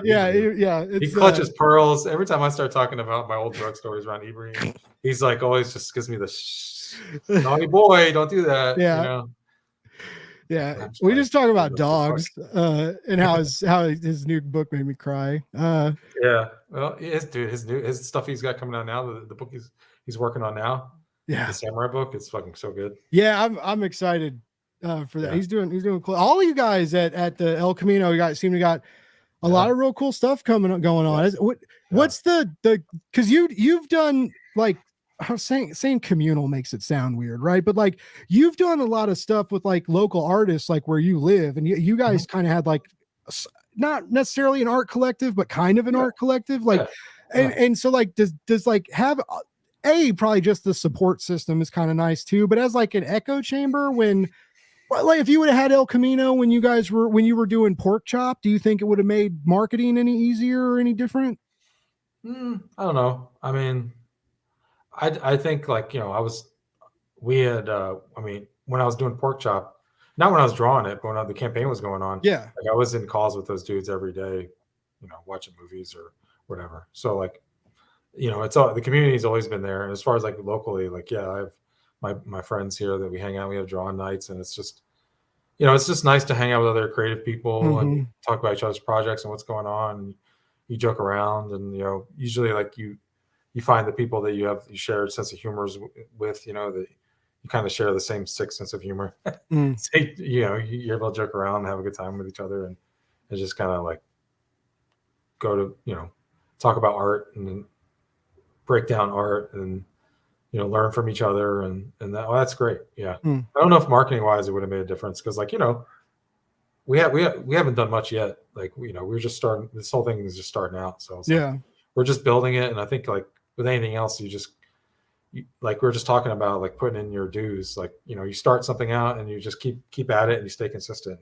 We do a newsletter and we do an art drop, and then eventually we'll start doing the live streams, and then, you know, we're doing our first conventions, and it just kind of builds, you know. Nice. So I think like it definitely wouldn't have hurt, you know, but all those guys were retweeting my stuff anyway when that campaign was going on. So it didn't take doing. So that part was already happening. Okay. Yeah, I think we all kind of support each other already. So it's just doing it now as an official collective thing, you know. Okay. You know, it's just like, you know, it's kind of like trying to do a thing with other artists in an industry where there's not really like, it's hard to find, like, there's no union, there's no human resources. You know, you're working with art dealers, and, you know, you hear different stories. Like Felix is phenomenal. Heard a lot of stories lately, like, right. Yeah. Like, that stuff just was happening around the same time. That's what Ibrahim said. I was like, I was like, did you guys know? And he was like, no, it was like No. all random, like it just all happened. Yeah, like yeah. I thought you got that because I did too. I thought you guys like escaped, like the I've never had art rep, so I don't know like oh really? what that experience is like. Yeah, I've just always done it. The little attention I get and the amount of commissions I get, I just handle myself. It's never been an issue. So for me, it was like they asked me if I wanted to join, and they were already like, I think Ibrahim and Ramon were the ones who initially started it, and then I think Okay. Justin came aboard, or maybe Ramon and Justin started it. But I know it was initially Ramon's idea. Okay. It spurned from him, and the name was his idea too. And I think I was the last person they asked if I wanted to join. I was like, yeah, you're my dudes, and for me, there's nothing but positives working with those dudes. Doing a collective with them because they're all my buddies and my brothers, and I love them all. We hang out all day anyway, and I don't see there's nothing but positives from my end. Oh yeah, that's cool. But it's just cool to be part of a group of dudes, and we have our own little chat, and we talk about what we're doing and plan things out, and we got plans for El Camino, big plans, but we're trying to doing it slowly and not trying to overextend ourselves because it's like there's 5 of us, like you were saying earlier. Brian and Justin have a family, they have kids, and Ibrahim has his wife and his hobbies and his dog, and Ramon has his family and all the stuff he's doing, and I've got my stuff and my dog. So it's like we're all. It's what's cool to me is like when we're working everything out, it's just real communal. Like it's real easy. Like, hey, we're gonna do a newsletter. Like this week, I had my book announcement, so I wanted to put out a newsletter. And Justin has a book coming out, the Butcher, through I believe it's Dark Horse, and that's coming out soon too. The release dates just came out, so like we did a little newsletter with just the 2 of us, and the other dudes they didn't have anything going on, so we just handled it ourselves and put it out. And I just put it out myself because it's my deal mainly, and I handle it. It's kind of like we carry each other. Like Ibrahim did a lot of the legwork and starting it up with like the website and design of everything. And the design was kind of shared, but like a lot of the legwork as far as like setting everything up and logistics of everything, like he is so good at that sort of stuff. And and we all kind of felt bad here and there about like, damn, you're doing too much, man. Like we feel bad, like you're like, you're taking the initiative so much. But he loves, that's what he likes doing that. So like I think all of us, we just try to like do our part to make it easier on him. Like, all right, well, we appreciate you doing this because you want to. But we're going to do our part and make sure we get our stuff done to make what easier on you. Nice. And then like doing the other things, like if I'm able to do a newsletter myself, I can just do the newsletter, or if like I have like I can go on Instagram and help share stuff on that, and I'll go on there and do that, so it's like we're all just kind of like picking up where others can't. You guys gonna get eventually like go build, and eventually hopefully we'll be doing live streams, and it'll be something that we can like actually say like, look at this cool thing that is like a foundational thing. Nice. But I don't think it's there yet. We're just starting it. Yeah. Just scratching the surface. I feel like it's a cool start though. I mean, it's a cool vibe, a cool image, and a lot of talent. You said you guys were going to do a con in the fall. Like, are you guys thinking about doing like a cool, like getting a cool pop-up banner or anything crazy? Like, is it going to be like an El Camino table, or is it going to be like you guys tabling as artists, or? It could be an El Camino table. It very well could be. I mean, that's how we got the table. Yeah. Okay. We're definitely going to be getting banners and signage. So nice. You very well might see a El Camino banner on the floor of Rose City Comic Con. Hell yeah, that's cool. Yeah. That'll be the 3 of us. Brian and Ramon can't make it, but it's just Justin, Ibrahim, and I. But it'll be fun. It'll be fun. 3 of us to hang out. And yeah. I love Portland. Portland's a great city to hang out in for a couple of days. Cool. Hell yeah, man. I'm happy for you guys. Like I said, I think you're all real good dudes, and you can all fucking draw, like goddamn. And so like I'm excited to see what you guys do with it, and what y'all do like separately too, because you all do cool shit on your own. So theoretically you should be like well, like powers that's the thing, combined. Right? yeah. Well, I mean, we got we were able to approach Rose City as a group, and collectively, we got tables and lodging out of it. So it was like cool. Yeah, just being presented as a group helped. Like, hey, you're going to get at least 3 of us, okay, to show up, and For kind of like Rose City for its size, I think it's perfect. And I don't know how it works for like Emerald City. I think I've been rejected by Emerald City like 3 years in a row, something like that. So like, I don't know. It seems a little harder because it's a repop show. Yeah.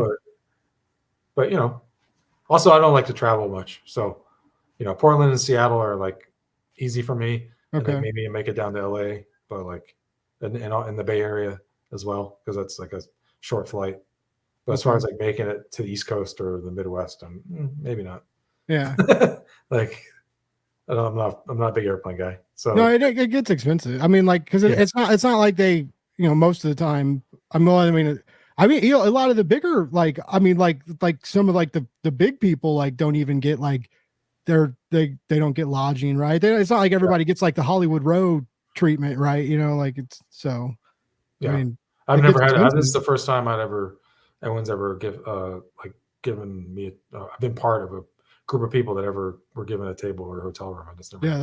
That's sick. I've always had to like pay for the table or like had to pay for my own like lodging or whatever. So I'm excited. Nice. Like, damn, I'm gonna spend that money. That's awesome. Like I can go there and just have fun and like, not have to worry about making money back and just hang out and have fun and be at the table. And if I sell some commissions, great. If I sell some prints and trades, great.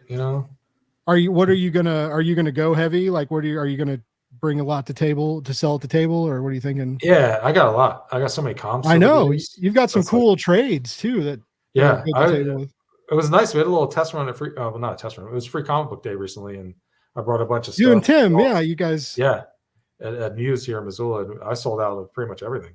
Cool. Yeah, it was pretty cool. Everything I brought, but I still have so much here that's like, yeah, I still have so much more. Like my buddy, my collaborator Chris Lewis, who wrote Karma Police, which is this book that we did that was like one of the first Vault releases. We did it as like we crowdfunded the book, the trade, and then it was successful. And then we have a print run, and then Vault picked it up and used it as part of their publishing run, their initial publishing run. And it's not in print anymore, and it's not with Vault anymore. Now we have the rights again. And he just found like in his storage. He found just a whole bunch of trades. Whoa! Copies. So he sent me a bunch. So I still have a bunch, but like you can't get them anywhere through only through me or Chris. So it was kind of cool to have that at like free comic book day and just have kind of like a more. Do you still have some? Yeah. You might need to talk after the show. You know when you told me about that, I bought I have the 4 Vault issues, like the first like one of the first or second time we talked. Maybe they did the wraparounds. I love those covers. I did the wraparounds. They're a cool cover. Yeah. Yeah. And it's got the old Vault corner box on it. It's like Vault history. The long forgotten title. That's cool. Deuce of Hearts is not really mentioned much either by them, but I have that. I have the trade of that too that you signed and stuff for me. That's cool. You and I think for one of the last, I think for Ancient Noise, I think you guys, I don't know, you guys sent me a bunch of shit. I got the trade and the box I got had a lot more than the trade in it. I was like, oh shit. But yeah, it was cool. But yeah, I would, and I'm not asking you to give it to me. I would love to buy that trade to go with that because that'd be cool. I like shit like that. Well, if you buy it, I'm sure I would sneak in a couple of goodies in there for you. Sweet. I like the goodies. You know how it is. How well do you know Tim Daniels? Because you went to his house for like Thanksgiving or something too. I'm not a stalker. They put it on Instagram. I'm not trying to be weird, but you guys? How well do I know Tim? Yeah, we're very, very, very close. I didn't like really know that until semi recently. Yeah, very close. How do you guys know each other? Through comics. Okay. Yeah, we met. I was living in San Diego. This is like 2008, 2007, 2008. Mm-hmm. And I was working on an independent book with this writer in LA, and he hired Tim to do design work on the book, freelance work, and we met that way. And we hit it off immediately because we're both like around the same age and have roughly the same like sensibilities and sense of humor. And then we were just through working together. And then he was in San Diego for Comic-Con one year, and we met in person. We hung out. And he was just the kindest, most generous, very nice, down to earth, like sweet guy. and you just can't help but fall in love with him, you know. And I was Mhm. like, this guy's great. And we hit it off, and we were just, you know, we were talking about developing things together, and we were going to do a couple things with 215 Inc. when that was still around before it was Yeah. here. And we kind of kicked around ideas and just developing things and just, you know, joking around. And it was like 2012, and I was living in Boulder, and he was like, man, you got to come to Missoula, because I was not happy in Boulder. It was just so expensive there. And Okay. I was like drawing less and working more at the bars in downtown Boulder just to pay my bills, because it was so expensive. He's like, man, come to Missoula. It's like cheaper, same vibe. It's just as rustic, but it's like way cheaper and smaller. And you can like find, you know, I get you a job, because he's working at the university at the time. Okay. And he's like, I'll get you a job working at the university. Either like we can get you in the graphic department, or like Wow. if all else fails, you can work for like in the food and beverage there, because you have experience, you know, working in restaurants. Mhm. I was like, all right, cool. And I moved here, and I fell in love with the place in Missoula, and I stayed at his house for like a couple of weeks before I found Wow. my own spot. This is like in 2012. His wife was pregnant with their daughter Olivia at the time, and I moved into my house, and the university had a hiring freeze, so I didn't get a job there. But fortunately for me, my comics career started to take off, and I started getting more work, which was able to like pay my bills just through Sweet. comics, because I had like downsized my life, and I'd sold my car and I was wanting to live in a walkable city. That's what I did just recently. Yeah, just wanted to downsize and just bring my expenses down, you know, Yeah. because I wanted to do this thing full time. So it kind of worked out. Like at the same time I did that, at the same time I also started making more comics, and also had like money saved up from bartending for so long that I was able to have savings. Oh, So I kinda, wow. like, yeah, That's rare in that industry. That's cool. Good well, for you. yeah. I worked in, you know, South Florida and San Diego for a while, so you make some money. You know? did. You worked in like, you did like nightclub, college town shit. So Yeah. you were probably, you worked for it. Like, I mean, I think of like our crazy college nights and what you probably had to fucking put up with, right? Like, It's so much bullshit. but also like So much even bullshit. with the shit tips, just the volume of like what you walk with. Yeah. No, yeah. Well, I used to work spring break in Fort Lauderdale, and I'd work. Oh my God. I bartended at a nightclub on the beach, and during spring break, you'd make like 300 a night. You could count on 300 a night just walking in the door. And some nights you could make almost $1,000 if you're super slammed. And you're doing that like for 5 nights a week, 6 nights a week for like 3 months. Shit.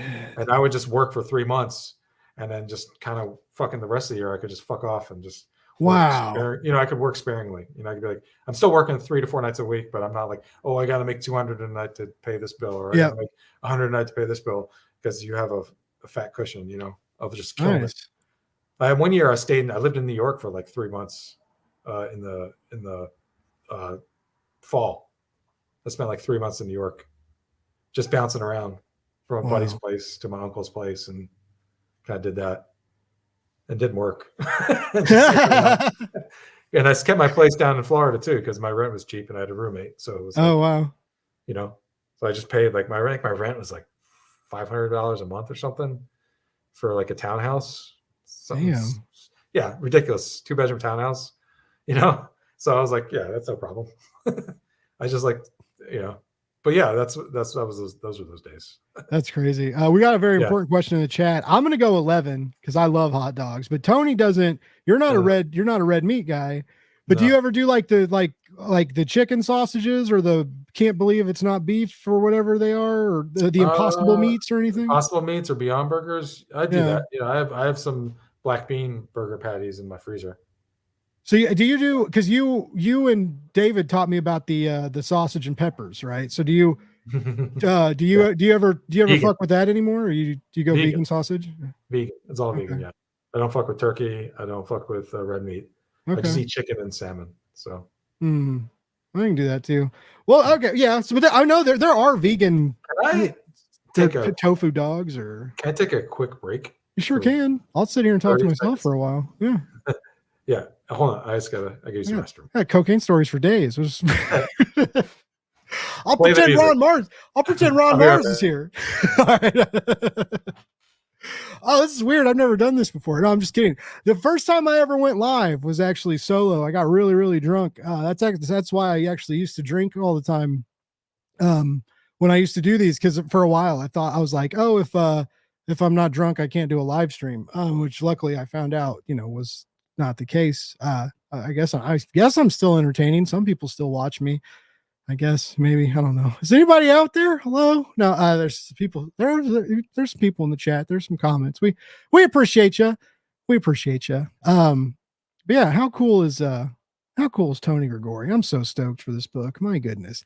How am I doing? Man, Ronan, how are you doing, baby? That's what I want to know. And I want to know if you're getting that Lord of the Rings Dark Tower Lego set. Because you know what? Supposedly, I haven't even looked at it, sir, but I get the Dungeons and Dragons set has sold out. So even if I did want to drop $350 on that, apparently now I can't. So that's a bummer. Not only are Legos astronomically priced, they are astronomically hard to get unless you really commit. Thanks, man. I'm glad. You deserve it, bud. You deserve it. Ronan's having a new, his life's taking some turns lately too. I think he's making the best of it. He's doing some writing and some soul searching and drank too much coffee. I haven't drank coffee. I switched to G Fuel. I drink and I'm not. I sure wish they'd sponsor me. But I love G Fuel. It's amazing. What is G Fuel? It's a powdered energy drink. You mix it with water. It's got like vitamin B and a bunch of caffeine in it. Is that like a Logan Paul thing or something? No, it's like, it was like a gamer thing. I drink a lot of energy drinks. And so like these are supposedly healthier. But like game streamers, right? Like they used to, that's notoriously healthy game streamers. Yeah, they're all like the hunched over this, like I haven't blinked in an hour. But no, it's sugar free and it tastes like pink lemonade. Nice. And Amazon. It's like $1 a drink basically. So it's a little bit cheaper than buying energy drinks, and I don't know how. Supposedly it's a little bit healthier, but I'm drinking way more water. Like it makes me drink a lot more water. So that's good. Water's good. Watch me just like die after I said that. Just like I made a joke that I started snorting it the other day, and I was like drinking it doesn't do anything anymore. But yeah, it's we looked up because I was like, I sometimes when I'm live I make, because I'm always drinking, like that's what I'm drinking, and I'm always like, start the stream off with a nice glass of G Fuel, and everybody, because it's like, to get sponsored by G Fuel, you have to get like 10,000 hits a month or 100,000, or you have to have like 100,000 subscribers. I don't know, it's astronomical what they want you to have to get like a free tub of G Fuel a month. I don't know. Makes sense. Yeah, like man. I mean, just drink Maxwell House, Folgers. I used to be a big coffee snob because I bought off Craigslist forever ago. I bought like a $1,200 espresso setup for $400. Like, is fucking straight like Italian machinery, and it still works. But I'll use it for like a couple months, and then I won't use it for a year. And then it'll sit there. And it's also a pain in the ass. Like you got like it pours a great shot, but like you got to weigh the beans out, you got to grind them perfectly, and then sometimes you do everything right and you pour the shot and it just fucking shoots through there, and you're like, well, got to pour another one because that's no good. Like, anyways, so yeah, we also have a Keurig machine, but I just I don't know. Yeah, I switched to G Fuel and it's just never looked back. I don't know. I don't miss coffee. If it works for you, yeah. Keeps me focused, and I like the vitamin B, and it's vitamin B is supposedly good for me because I take metformin for my beaties, and so wow. There you go. Exciting stuff. We it was I like telling the story because when Tony and David were on a long time ago, like Tony and I like talked about gout for a second, and David Crispino is just like sitting and he's like, yeah, he was miserable. This is what you guys talk about in these. Like, and so yeah, he was like, what? Yeah. Anyway, it was so I always joke guys like, talking about gout. Yeah, let's hear that. Fucking swollen feet. What is this? OnlyFans? No, like those aren't the kind of feet pics you want on OnlyFans. But yeah. Anyways, I always joke around about it because when like David comes on, I'm like, he's like, oh yeah, I was like, yeah, we'll make sure. I was like, we're gonna talk about gout and cherry juice, and I got everything planned, dude. Like, I was like, I'm sponsored by cherry extract now. Like, we got to say it like at least 3 times. So I am sponsored by Metal Ninja Studios though, and we do have a Kickstarter campaign for Brackish, which is live. So you go to mnskickstarter.com. So I'll throw that out there. That's fine.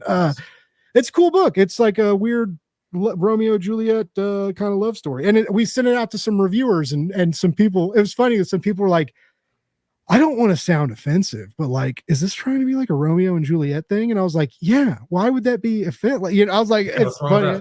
Yeah, like, is this Shakespearean? Fuck you. Like, like no, you're Shakespearean. Your mom's Shakespearean. Your mom's Shakespeare. Your mom went to college, studied Shakespeare. But yeah, it's a cool book. Yeah, cool indie comics. I did a Romeo and Juliet story that never came out. Oh, really? It was my first paid. Yeah, it might have been my first paid gig for a company called Viper Comics. I don't even know if they're around anymore. Viper? Wow, Viper. I've never heard of that. Yeah, and I remember I drew like 2 issues of it, and it never came out. Whoa! I might have drawn the whole series. Actually, it might have been 3 issues. I don't remember, but it never came out. And I remember like, yeah, like, is this how comics is? You just make comics that never come out? And yeah, I was right. You can make comics and they never come out. Yeah, or like one issue comes out and then you got to like fight to get the rest of them back while the studio crumbles or whatever. I talked to somebody about that the other night. There's a bummer, and I was just like, man, it sucks because like I get to know a lot of you guys, and and then people tell me shit, and it's it sucks because sometimes you're like, oh, I love this publisher, and then everybody's like, no, and you're like, oh, nope, I don't love that publisher, and it's like they're dirty. Like you get to like the inside baseball information you get, but it's still like I still love comics, but it's weird to work in it too, right? Because like, well, I mean, those are companies, right? So like any other industry, there's going to be companies that are just not run well or not solvent or whatever it is, Yeah. And there's going to be some that are just great, consistent and like stable and have a strong foundation. And that's, pizza parties every Fridays. Yeah. And then there's some companies that go up and down, like some companies are great for a while and then they have a turnover and then something happens or they lose money and then they'll get a money influx from like an investor and they'll get good again. He goes, I think, a lot of these times too, a lot of these publishers are undermanned and, they just don't have the resources to really. Understaffed is the way of comic booking, I feel like. But yeah, and there's also the scumbag ones, right? So. Well, yeah, there's but I mean, luckily those seem to get like called out, it seems. So I mean, I feel like eventually people are going to have to know, like, if you're going to be shady, you're going to get called out and in more than one way, right? Like if you're a fucking sleazy scumbag and you get called out, you're going to get called out, right? And if you do shit business and try and fuck creators out of their properties and money and paychecks, you're going to get called out. And I think that's the way it should be, honestly. Like, well, that is the only like real sort of like union or like protection that a lot of artists freelancers have, is telling each other what's going on. Yeah. Because there's no like union, there's no community to like, you can't hang out at the water cooler and, oh, did you hear about this person at work or what management is doing over here, or this person got fucked or screwed, or this person's really, or they're great. This doesn't have to be always negative. It could be like, oh no, this publisher's great and this editor's great and these people are doing good things over there. And, there's also that. So it's not always just negative, Yeah. But yeah, there's definitely like, that stuff comes out because it's a real small community and people talk and, I'm sure people within the industry all talk to each other.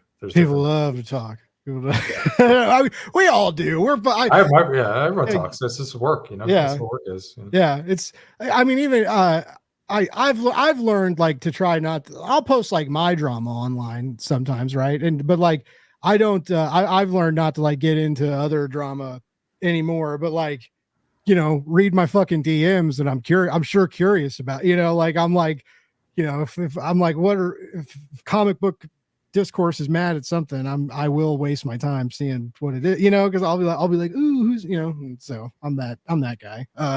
I'm hanging out at like peeking behind the blinds, like in the inside, pretending I don't care what the neighborhood's doing, but I'm like, Like, what are these fucking kids up to? You know, it's good. Get on my lawn. No, it's not my lawn. It's not my lawn. Yeah. It's not my lawn. Not your lawn. It's definitely not your lawn. It's definitely not my lawn.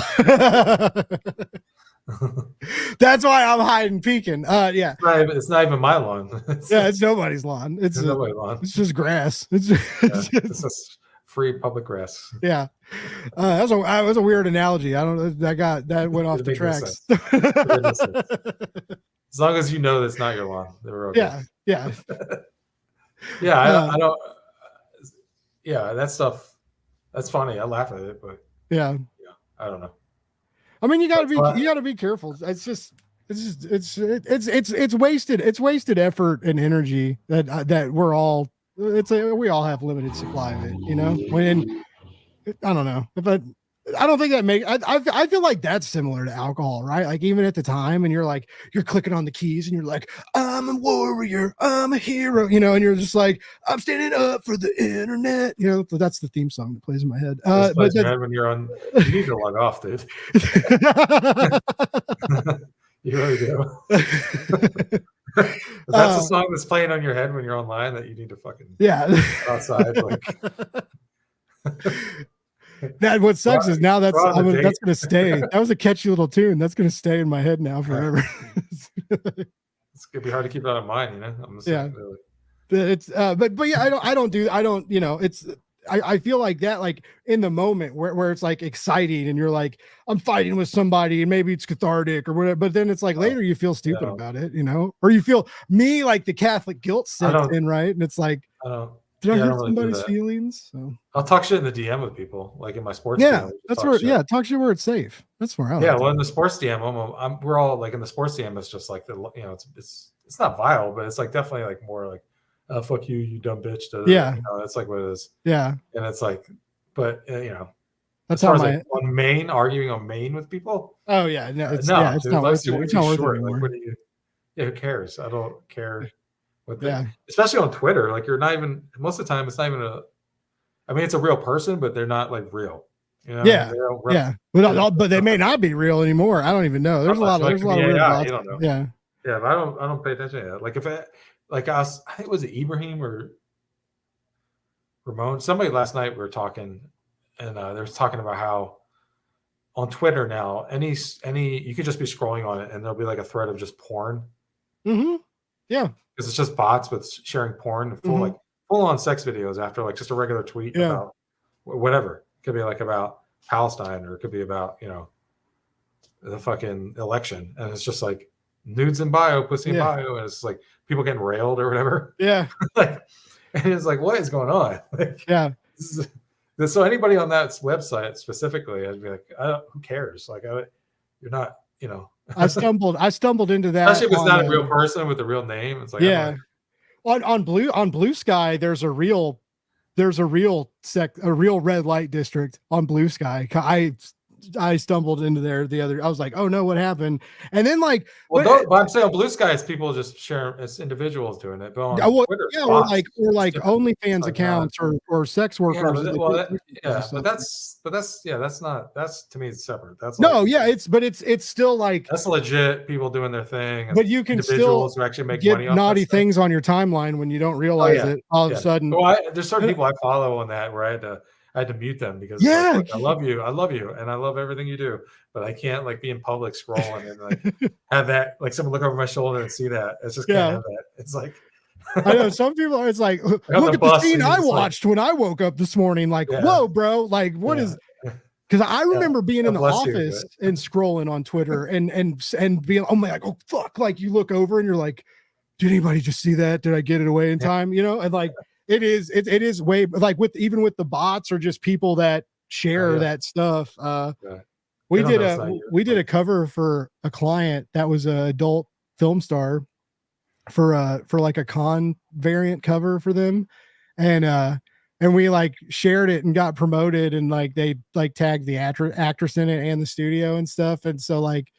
For like a couple weeks, the work social medias, I was like, dude, this is fucking crazy. Like, I was like, whoa, dude, like, it's just all out there, you know. And it's just like, if you liked this 30-second clip, go to the website. It's like, wow, man, I couldn't imagine like the shit I had to do as a kid to find that shit. And if it didn't fit on a 3.5-inch floppy disk, is you lost it. You know, and you can't fit shit on those things, man. Like, yeah, we were magazines back in the day. That was like back then. Did you ever find them like find like the find them in the neighborhood as a kid? Like I remember we found like a trash bag. It must have been somebody's mom or girlfriend or wife found it, tore them all up and threw them away. But like we found, and there was like all these like naked pictures, like all torn apart. And then we found this bag and it was like, oh my, it's like the mother load. And we hid it and had like secret club meetings. It's not just like people say that you used to find porn in the woods in the 80s. That's not a lie. You would find porn in the woods. You found porn in the woods. Yeah. It's just magazines. This wasn't even in the woods. No, when I was a kid, there was woods by my house, and we all knew that there was a spot where there were pornos. And you would go there and get porn, like to rip out stuff from magazines. There's this porn in the wild. Yeah, it grows there naturally. That's not like an exaggeration. That's not like a joke. Like, the next kids grew up with porn in the woods. No, it was real. It was like Ian Malcolm was right. Like life finds a way. It was a fucking share. It was like almost like a hive mind. Like, this is what we do. Yeah, to keep it hidden from our parents. We went. This is where you can find the stash of it, but you treat it with respect. And then it would rain, and your heart would stop. You'd be like, "No, that's gone." Youth. I remember we used to, because we would make pipes like out of like Bic pens and wrenches and stupid shit, and like smoke tobacco in them and whatever. Yeah, like we weren't even like smoking weed yet, and it was like smoked cigarettes. We were so stupid. But like, we were like smoking like dirty, weird looking pipes in the woods, like looking at porn, hitting, like breaking light bulbs and shit. It's like a miracle you didn't get hepatitis. I know, right? Like, how am I even alive? I don't even know. Knock on wood. We could have gotten lost. Like, I remember like seeing something about, like, back in the day when we used to party, we used to roll up so many dollar bills to like do coke with. Yeah. And then I remember seeing how like that's a really high. That's how people, one of the main reasons people catch things like syphilis and hepatitis. Yeah. Because you have like an open wound in your nose, and then like it's the bacteria is on the money, and money's like the most disgusting things around, and you shove it up your nose, and you get infected that way. Yeah. Like, damn, how I got lucky, because I fucking. Again, so much dumb shit I did. Yeah, I did. I didn't think ahead. I did some idiot shit. God, yeah. I mean, it was fun. It was fun. I got stories. Every New Year's Eve, I think of doing it again. Right? I don't know why. It's never my birthday. It's just like New Year's Eve is always just like. Why? I don't know, man. It's like. Clicks. That's a good way to start your year off. Wouldn't it be great to like have someone to just kiss and blast rails with? That's a love story. That's gonna be my comic book love story. No, I'm kidding. It's like Romeo and Juliet if everybody did blow. Who's gonna publish it? Come on, like that would be the worst possible way to start your year off, just to be like get coked out of your mind. Yeah, and then wake up that next day like, why did I do that, dude? Last time I did blow was like in 2003, and I thought about killing myself, and I was like, I'm never doing that again. Yeah, I can't even remember the last time I did. I really thought about suicide. So I was like, you know what? If my mind's going to that place, yeah, coming down on shit's hard. Like, especially for something that's so short-lived anyway, right? Like, I mean, that's you're like always chasing. Well, that's why you're chasing it the whole time. Yeah, that's the whole point. going to fucking Key Bump City. But yeah, I mean, it's that shit's stupid. That's why you buy comic books. Nowadays, you'll just die because you'll probably get something with fentanyl in it. Right? Yeah, like all these. I mean, at the very least, you won't have a problem for very very long. Right? Heart attack and die. Yeah, that's I would be scared to do it now, like because like rich people die from it too. So it's like, I mean, even the shit like rich Hollywood elite people are getting as dangerous now. Like, let alone whatever's in the fucking Kansas City Midwest has never been the great place to get it anyway, right? It was like most of the time it was fucking dirty and gross, and every now and then you lucked out. Like, it's predominantly dirty and gross. I was growing up in South Florida, and it was still dirty and gross. You know? you know, back in it was in the 90s in South Florida, you could get, you know, pretty good. There's shit, you know, there's stuff all over the place. You know, Yeah. it was high quality stuff, and even then it would be stepped on, or you know. Mhm. I know Yeah. one dude who had one dude who had to. This is a long time ago. This guy was cutting it with like some really harsh shit, and people are getting fucked up. And this is like in the 90s. And I remember this guy had to basically, you know, he had to leave town because of it, because people were, you know, it was not going to be good for him. And that was within like a community of people who like did that stuff, you know. Oh wow. It's not like you're going to go to the cops and tell them what was happening. So, Yeah, like, my buddy like sold me handle that bad stuff, drugs. you know? Yeah, no, You there's know, only one way that gets handled. It doesn't get handled like through. you know what happened similar to like me and some friends of that, like, so like when hash oil first started getting big and like people were doing dabs and stuff, like when that Yeah. started coming out, like, because, you know, people were making it with butane and they were making it in their fucking garage, and they wouldn't get all the butane out, you know. And so we got some one time and everybody's hitting it. Even my dad, you know, my dad's a huge stoner. Like, so it's me and my friends and my dad, we're all sitting around, and I think my dad was the first one to do one because he probably bought it, right? So like my dad does this, and I thought he's gonna die. I mean, like, he's like, he just fucking died. And my dad has dentures, so when he coughs real bad, his teeth pump. So his teeth, like, he's like, and his teeth pop, and we're all fucking dying laughing, right? And then so like I think my buddy Dennis, maybe, like, so the next person hits it, and he does the same thing. He's like instantly choking. All five of us did it, like, and then finally we're like, wait, I don't think so. I mean, it felt like someone drop kicked us in the chest, you know. I don't think this is right, man. And one of my buddies like took like a dab and lit it with a Bic pen, and it goes and we were like, oh, that's bad, like, we can't do this. But yeah, I mean, it's like, even then, like, I mean, you know, that shit was, man. and I don't fuck with anything if it's not from the earth. If it's not fucking a flower. Oh yeah, you don't fuck with that. I don't fuck with no, dude. I don't fuck with any of that Oh, shit. I love it. Like, I just smoke flower, and I fucking will do like liquid drops of like CBD or like edibles. Yeah. Sometimes. Okay. Like, I don't fuck with anything else. Okay. I don't fuck with. One time I did dabs was when I was living in Boulder, and my roommate, he was a nightclub promoter, and he was doing like promotions for all these nightclubs in downtown Denver. Mhm. And on 420, they had this giant festival in downtown Denver, near the Capitol building and everything. Yeah. And so we went there, and he had like backstage passes, and there's like a 420 fest. It's like a comic book convention, but weed. Yeah. So you're walking into a convention center, but it's all just people handing you edibles and handing you dabs and handing you bongs that they're like fully loaded. And we went through the whole entire fucking thing, and I partaked in whatever I could, you know. And I was eating brownies. I was hungry, so I started eating these brownies. These are weed brownies. And man, between that and the dabs, by the time that we got like outside, I was like, I didn't even know, like, I wasn't touching the ground, you know. I was like, I couldn't see because my eyes were just like this, and everything was just like, yeah, glaring light, and it was like so much. And I just had my hat down. And my buddy was just, and my buddy, he's like a hardcore.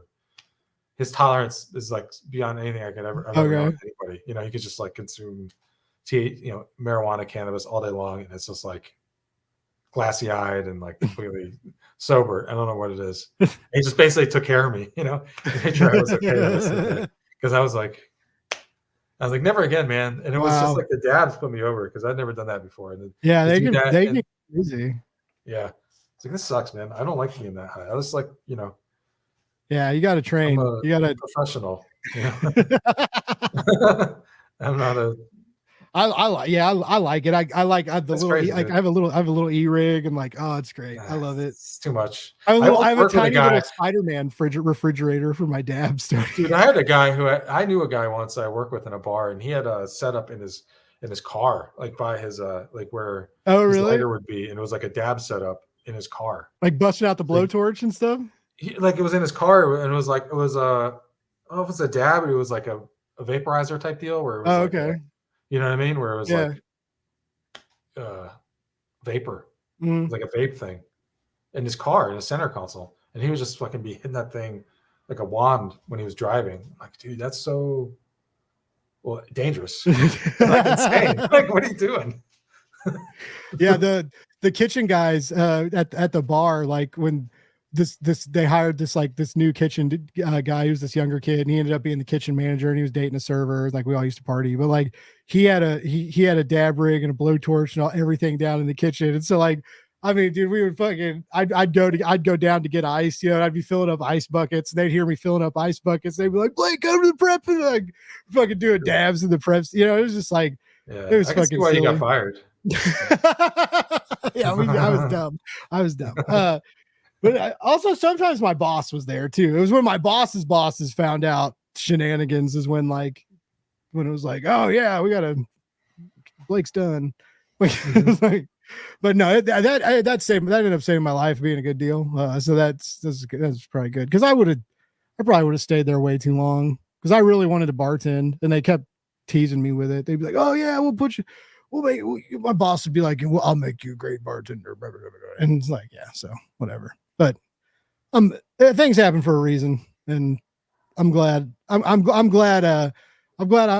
not drinking or smelling stupid shit and working in comics, and my stress troubles are that's the worst of my problems. I'm pretty lucky. I used to go from being having to go to work and having people scream at me to get their drinks, like being like 4 deep at a bar, with loud music, to like not having to speak to people for like days at a time. And just like going out, just picking and choosing my interactions with human beings. It's just like always been my dream. Yeah. Is to like interact with people on my own terms and not be forced to, It is nice, but I worry sometimes that I'm like I really, really want to try Dungeons and Dragons. Is really interesting to me right now, but it's like part of it's the social part of it. It's something different than comics, and it's social, and it could be fun, and so that's this new hobby I'm trying to get into. But now I'm learning about but it's finding a group. Very creative, and getting in scheduling. Everybody's an adult and has jobs and lives. Are you doing it in person, or is it my sister and brother-in-law and cousin have been playing in person, so we've been kind of talking about doing something in person? I enjoyed in person more. I mean, online's fine too. I played online as well, but like I always find in person is always the best. So a lot of people have been talking since I've been talking about wanting to do it. A lot of people are like, "Are you going to stream it?" And I was like, "I don't know, maybe." Well, I mean, because I don't know. Like, people watch. I guess if you do it online, you could do it.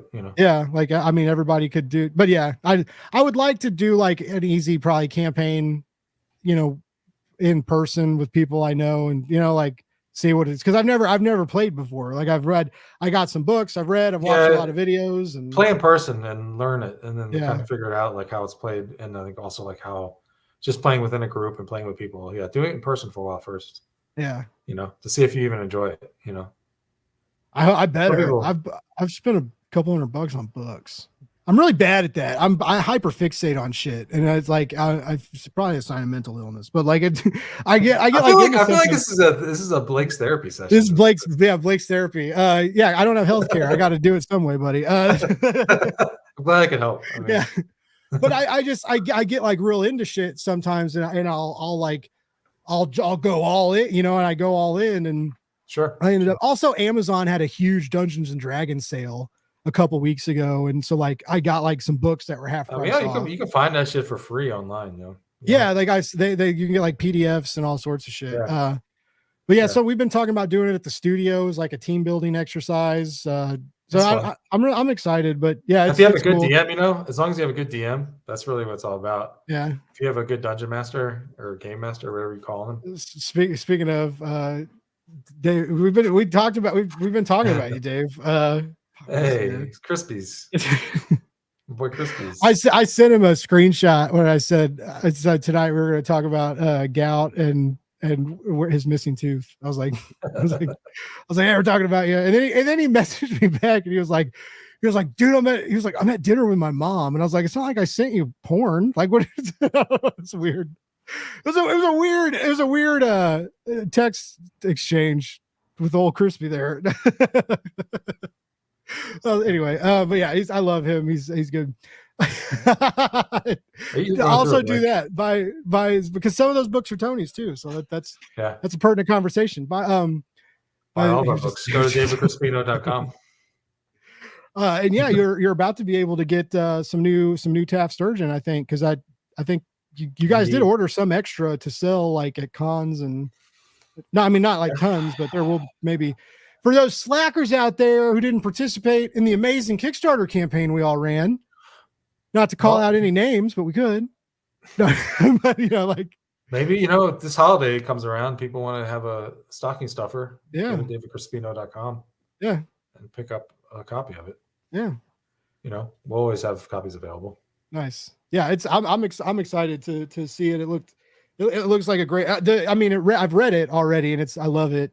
It's such a fun, crazy, like original. I don't know, like it was cool. Like lots of holiday cheer, holiday fun, and you did some crazy shit in there, Tony. Like it was like I got this. You got to like get a little wild with Taft and the holiday and the themes, and it was cool, dude. It was like I could tell you both were having like a lot of fun with it, and that's like that's kind of a special series to you guys. Yeah. Anyway, like Taft is because it started in Image, right? It was like a short in an Image anthology or something. Is that the one? Yeah. It ran in the back of Shudder. It wasn't an anthology. Shudder was a comic that by Layla Del Duca and Joe Keating. Okay. That Image put out, and they gave us 7 pages in the back of like the last 7 issues. I think it was something like that, somewhere around that. And nice. So at the end of it, we had a nice little story that we collected and crowdfunded for a print edition. So, but we also, I have so many comps of that as well, of like the original from Shudder, because Image sent us all like comps, like crazy amount of comps. Oh, really? I was like, damn, what am I gonna do with all these books? So I have them all in storage, like all these Shudders. I have 2015 or whatever. I have the one shot, like the Taft. I don't know what Yeah, that's what it is. It's the same. That's it. That was the story that ran in the back of Shudder. So we just put it together and just. So that's the one that's all together. Or David wrote it as David wrote it. We broke it up into chapters as he wrote it, but we also, knowing in mind that we were going to collect it at the end. So he says your beard looks good. Thanks, buddy. I appreciate that. I trim it all myself, my dad can't do that. He's always like, I mean, I'm not a great beard trimmer, but I don't clean when I clean it up, it looks okay, but I'm just letting it do whatever now. But my dad cannot do it. And like the one time he tried, he says he didn't realize that you had to adjust the beard trimmer, Tony. But I was like, it doesn't connect to your mind and just know what length you want to trim. Well, I think the key to a good beard trimming is treating it like a bonsai plant, bonsai tree. Oh, really? Right? Yes. It's not about, for me at least. For me, it's about trimming it like when it gets to a certain length, because there's always like, you have the uncomfortable period of like, it's too long. It looks kind of shaggy, but it's not long enough to where it starts to look like a strong beard. And it's, but it's also like, you don't want to cut it because you want to let it grow. It's like, especially before winter for me. Like for me, this time of year, I always keep it really, really light to my face because it gets hot out. It gets warm. Yeah, but during the winter, I let that shit go. And there's that period where it's like uncomfortable scraggliness. Yeah. And at that point, it's just like about bonsai tree trimming, and kind of like taking the time and, taking your time, not like just. Wow. Okay. Yeah. Because I you have like a super duper. If you have super duper clippers, they're high end, fancy. I don't. Neither do I. I just have like this one electric razor that has has like a guard on it too. That goes up or goes down a level or whatever. But that's it. And the rest of it is just like trimming it and just taking out like if I have like one long hair, just cutting it. And and then sculpting it. Just doing this a lot. Yeah. Just do this. Just now that COVID's over, we can touch our face again. That's what Dave's going off. He's sick and tired of barbers and their bullshit. Exactly. He said he just trimmed today too. Dave does this stuff. He can give you some really good. His beard gets super fucking manly. Yeah, mine grows like here, like my chops grow out. Yeah. And so like I have to trim on the side because my chin grows slower. So it gets stupid. And it's very easy to when I'm trimming the sides to mess that to like fuck up the flow. And that's where I fuck up. And so then all of a sudden, like I'll have like it'll be like real close to my face here, and my chin hair, I look like real weird because it like may work for like Serge Tankian or like some of like the skinny rock guys, but for me it looks weird. Like just having like a long string of chin hair looks odd. So like, anyways, but yeah, it's I'm just trying. I want to have a big beard. It kind of depends. Like in the winter where you live, it gets super cold, so you kind of need it. Yeah, I need it, and that like now it's like it's kind of starting to look good now, and it's about to get hot, and I don't want to cut it. What I don't like is the mustache. It's a fucking mosquito. I got my door open because it's hot, and the mosquitoes are coming into my stream lights and shit. That's the Blake's buzz right there. Yeah, that's the Blake's buzz, man. At least it's not locusts. That's what I've been waiting for it, man. Like I locusts. You've been waiting for locusts. Yeah, because this year there was like the 2 broods and everything crazy was supposed to happen. The rapture was going to come. Jesus was going to come down and say what's up. You know, that's not going to happen either. Someone's going to play that trumpet. That's not going to happen either. What is it? It's like no, that's real. Oh wait, hold on. Sorry. Why? Don't do that. That was the rapture. Yeah, you got rapture by hearing. Don't do that.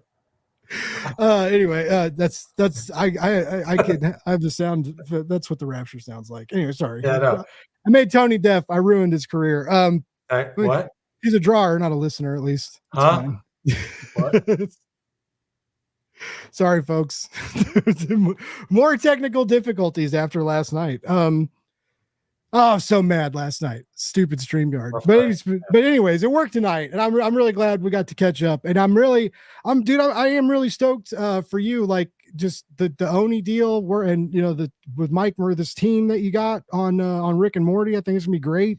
And it's cool. I think it's cool you guys are getting to do like a themed mini, right? Instead of just like standard Rick and Morty fare. It's exciting. Well, they don't do. Yeah, I don't think they do the ongoing anymore. I think they stopped doing. Oh, they don't. Okay. Yeah, as far as I know, they just do. Well, I guess right now that's what they're doing. They're doing like these standalone series. Okay. So then there's also like Mr. Meeseeks. Mr. Meeseeks has his own. They're doing that crime noir series where he's a detective. I did a cover for that. Nice. And then they do like the Rick and Morty, the D&D, and then the other.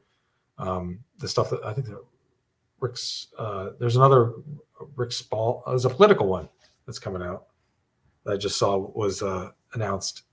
Like there was a cover with like Rick and like the president, and Rick's running for office, and it seems like it's election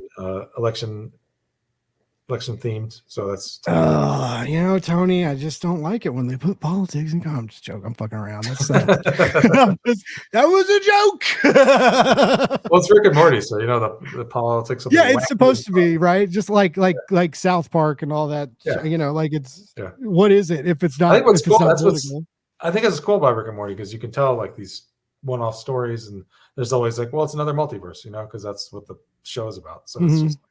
You can do like what we're doing, which is like basically like the reality that Rick's created is like Havana in Cuba. It's just like a little socialist enclave where these kids have like kind of taken where they're starting the revolution against Rick. But it's like this beautiful island. Island-based. So it's like a jungle landscape. It's like a jungle landscape, but like there's like a cool I designed the actual buildings like after like Havana and like Italy. Nice. So the streets kind of look like the cobblestone streets and older buildings, and all the cars are like from the 50s. Oh wow! So it's like, yeah, that's cool. That's an issue too, really. You did that in I really liked Starweed when you like kind of went all out and we're like drawing the cities and the buildings and the billboards and stuff. Like I was really getting into a lot of that kind of world building stuff. Yeah. Are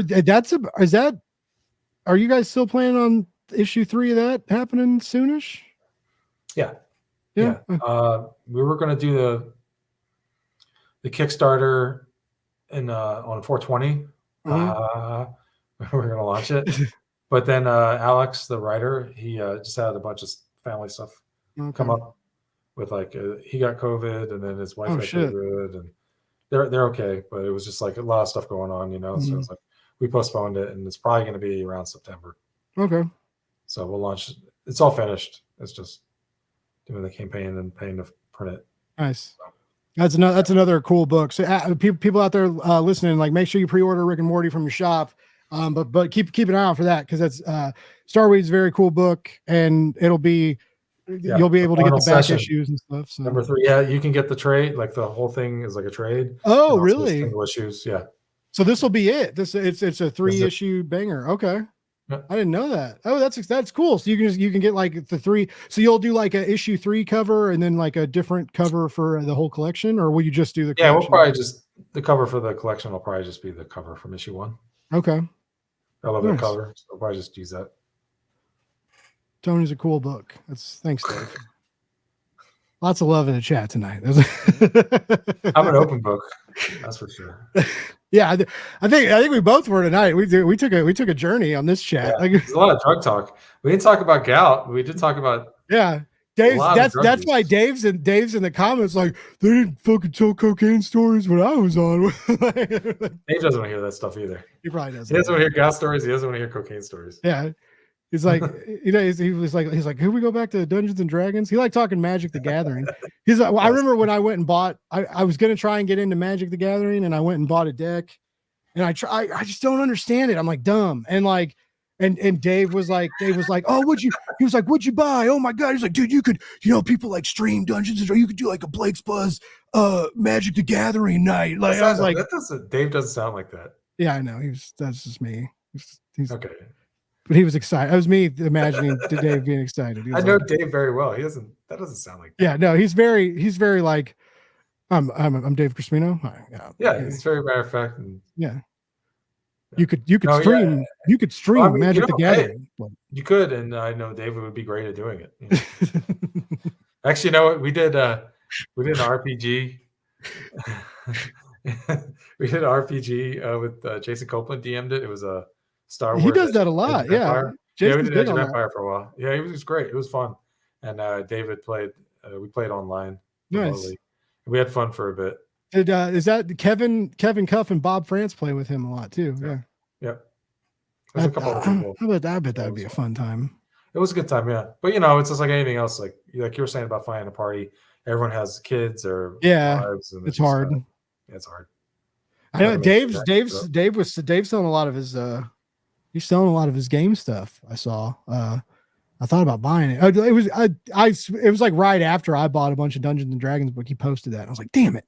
But he's selling a lot of he's selling a lot of that stuff. So. Yeah. Well, Sorry, Dave. It's goes the fun. He said what did he say? He was like he said he didn't want to burden. He's like, I don't want to burden those I love. He never does.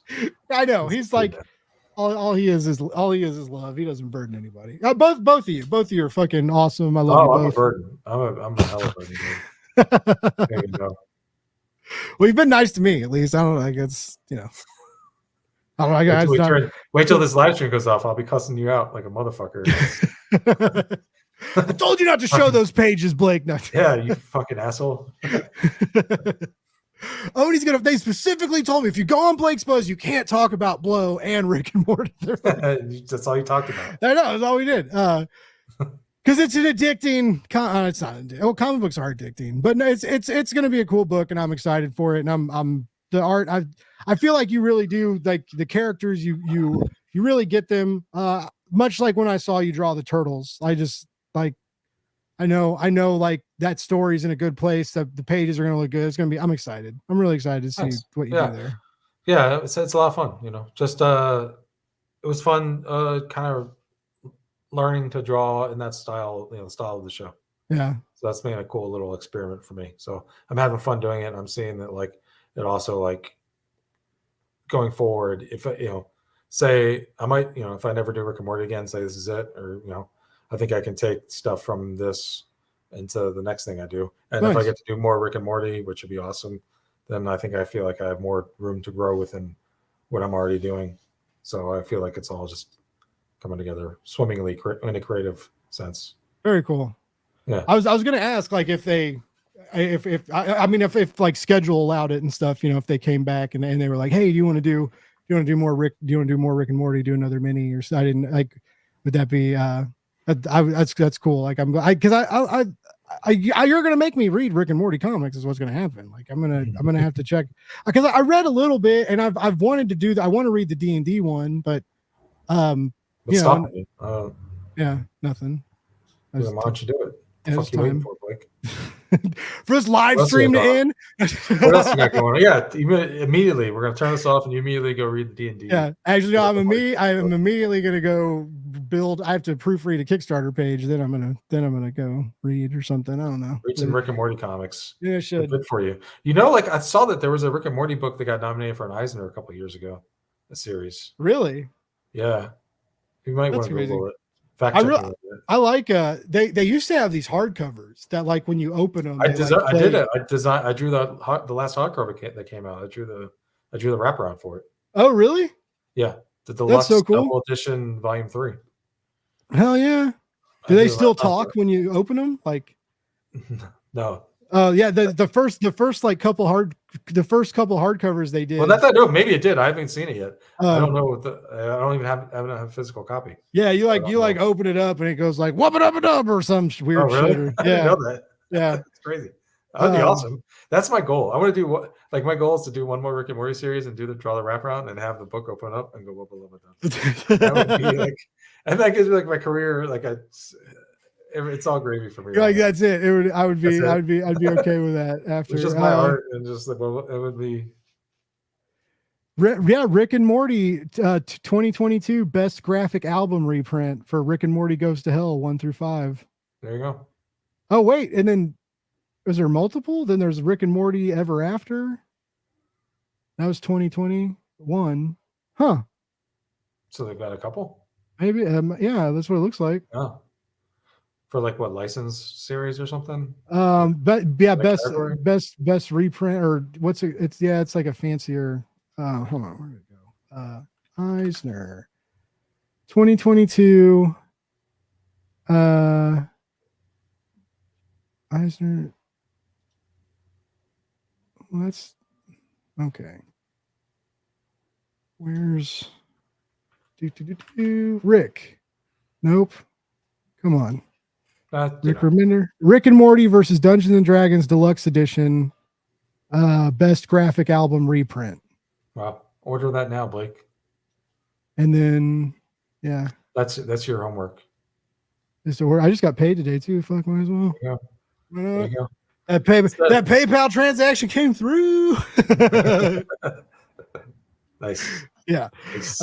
No, yeah. I've been wanting to. Like I said, they did because Dungeons and Dragons makes these like beginner sets that come with like a basic campaign that's like made for a starter DM, starter people.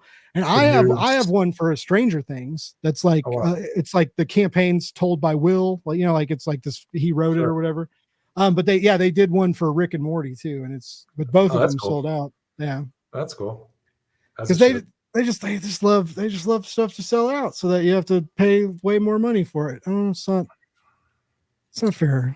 You gotta have scarcity to drive up value. That's true. You gotta get people buying shit somehow. If it's always there, so what is it? Manga? Come on. Well, it can't be unlimited, man. There's no such thing as a unlimited printing.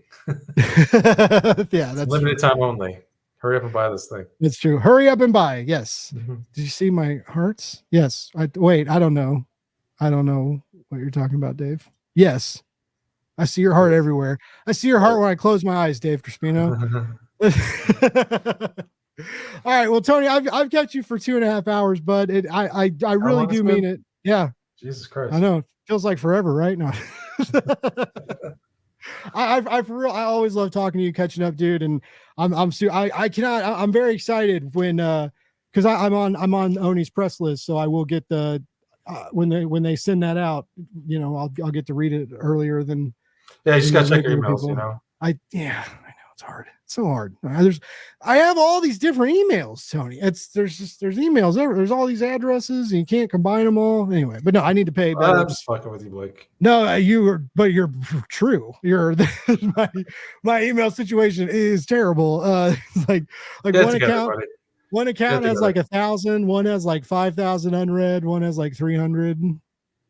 The new Geek Network email has like 600 because we're still trying to go through it after taking over it, like trying to go through everything. Like it's fucking crazy. Man, there could be some missed opportunities in those emails. A lot of emails. Yeah, no, that's why we're trying. That's the Geek Network one is the priority. That's what I pay more attention to. But yeah, anyways, I do need to get better at that. But I won't.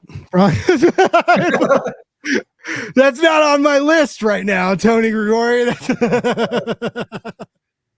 All right, but real quick, where's the best place these days to follow you and shout out the El Camino site where we sign up for that newsletter too?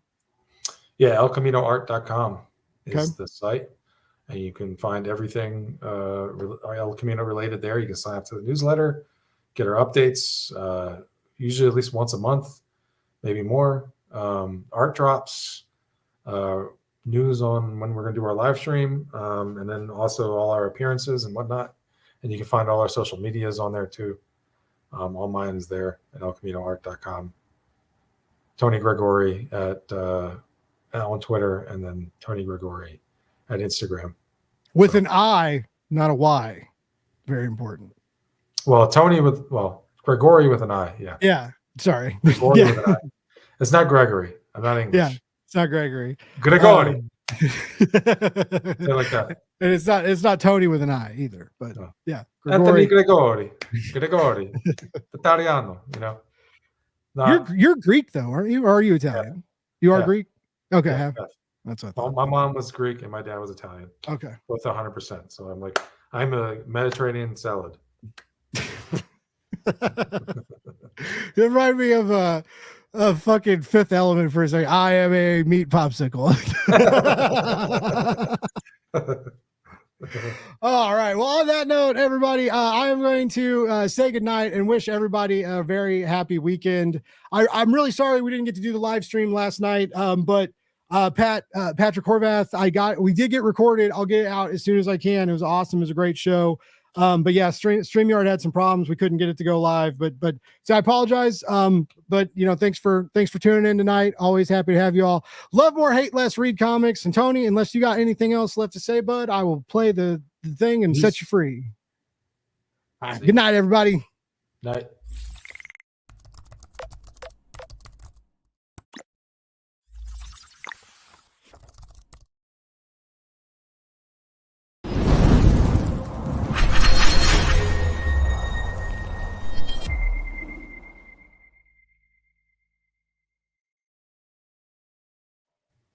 Oh, damn it.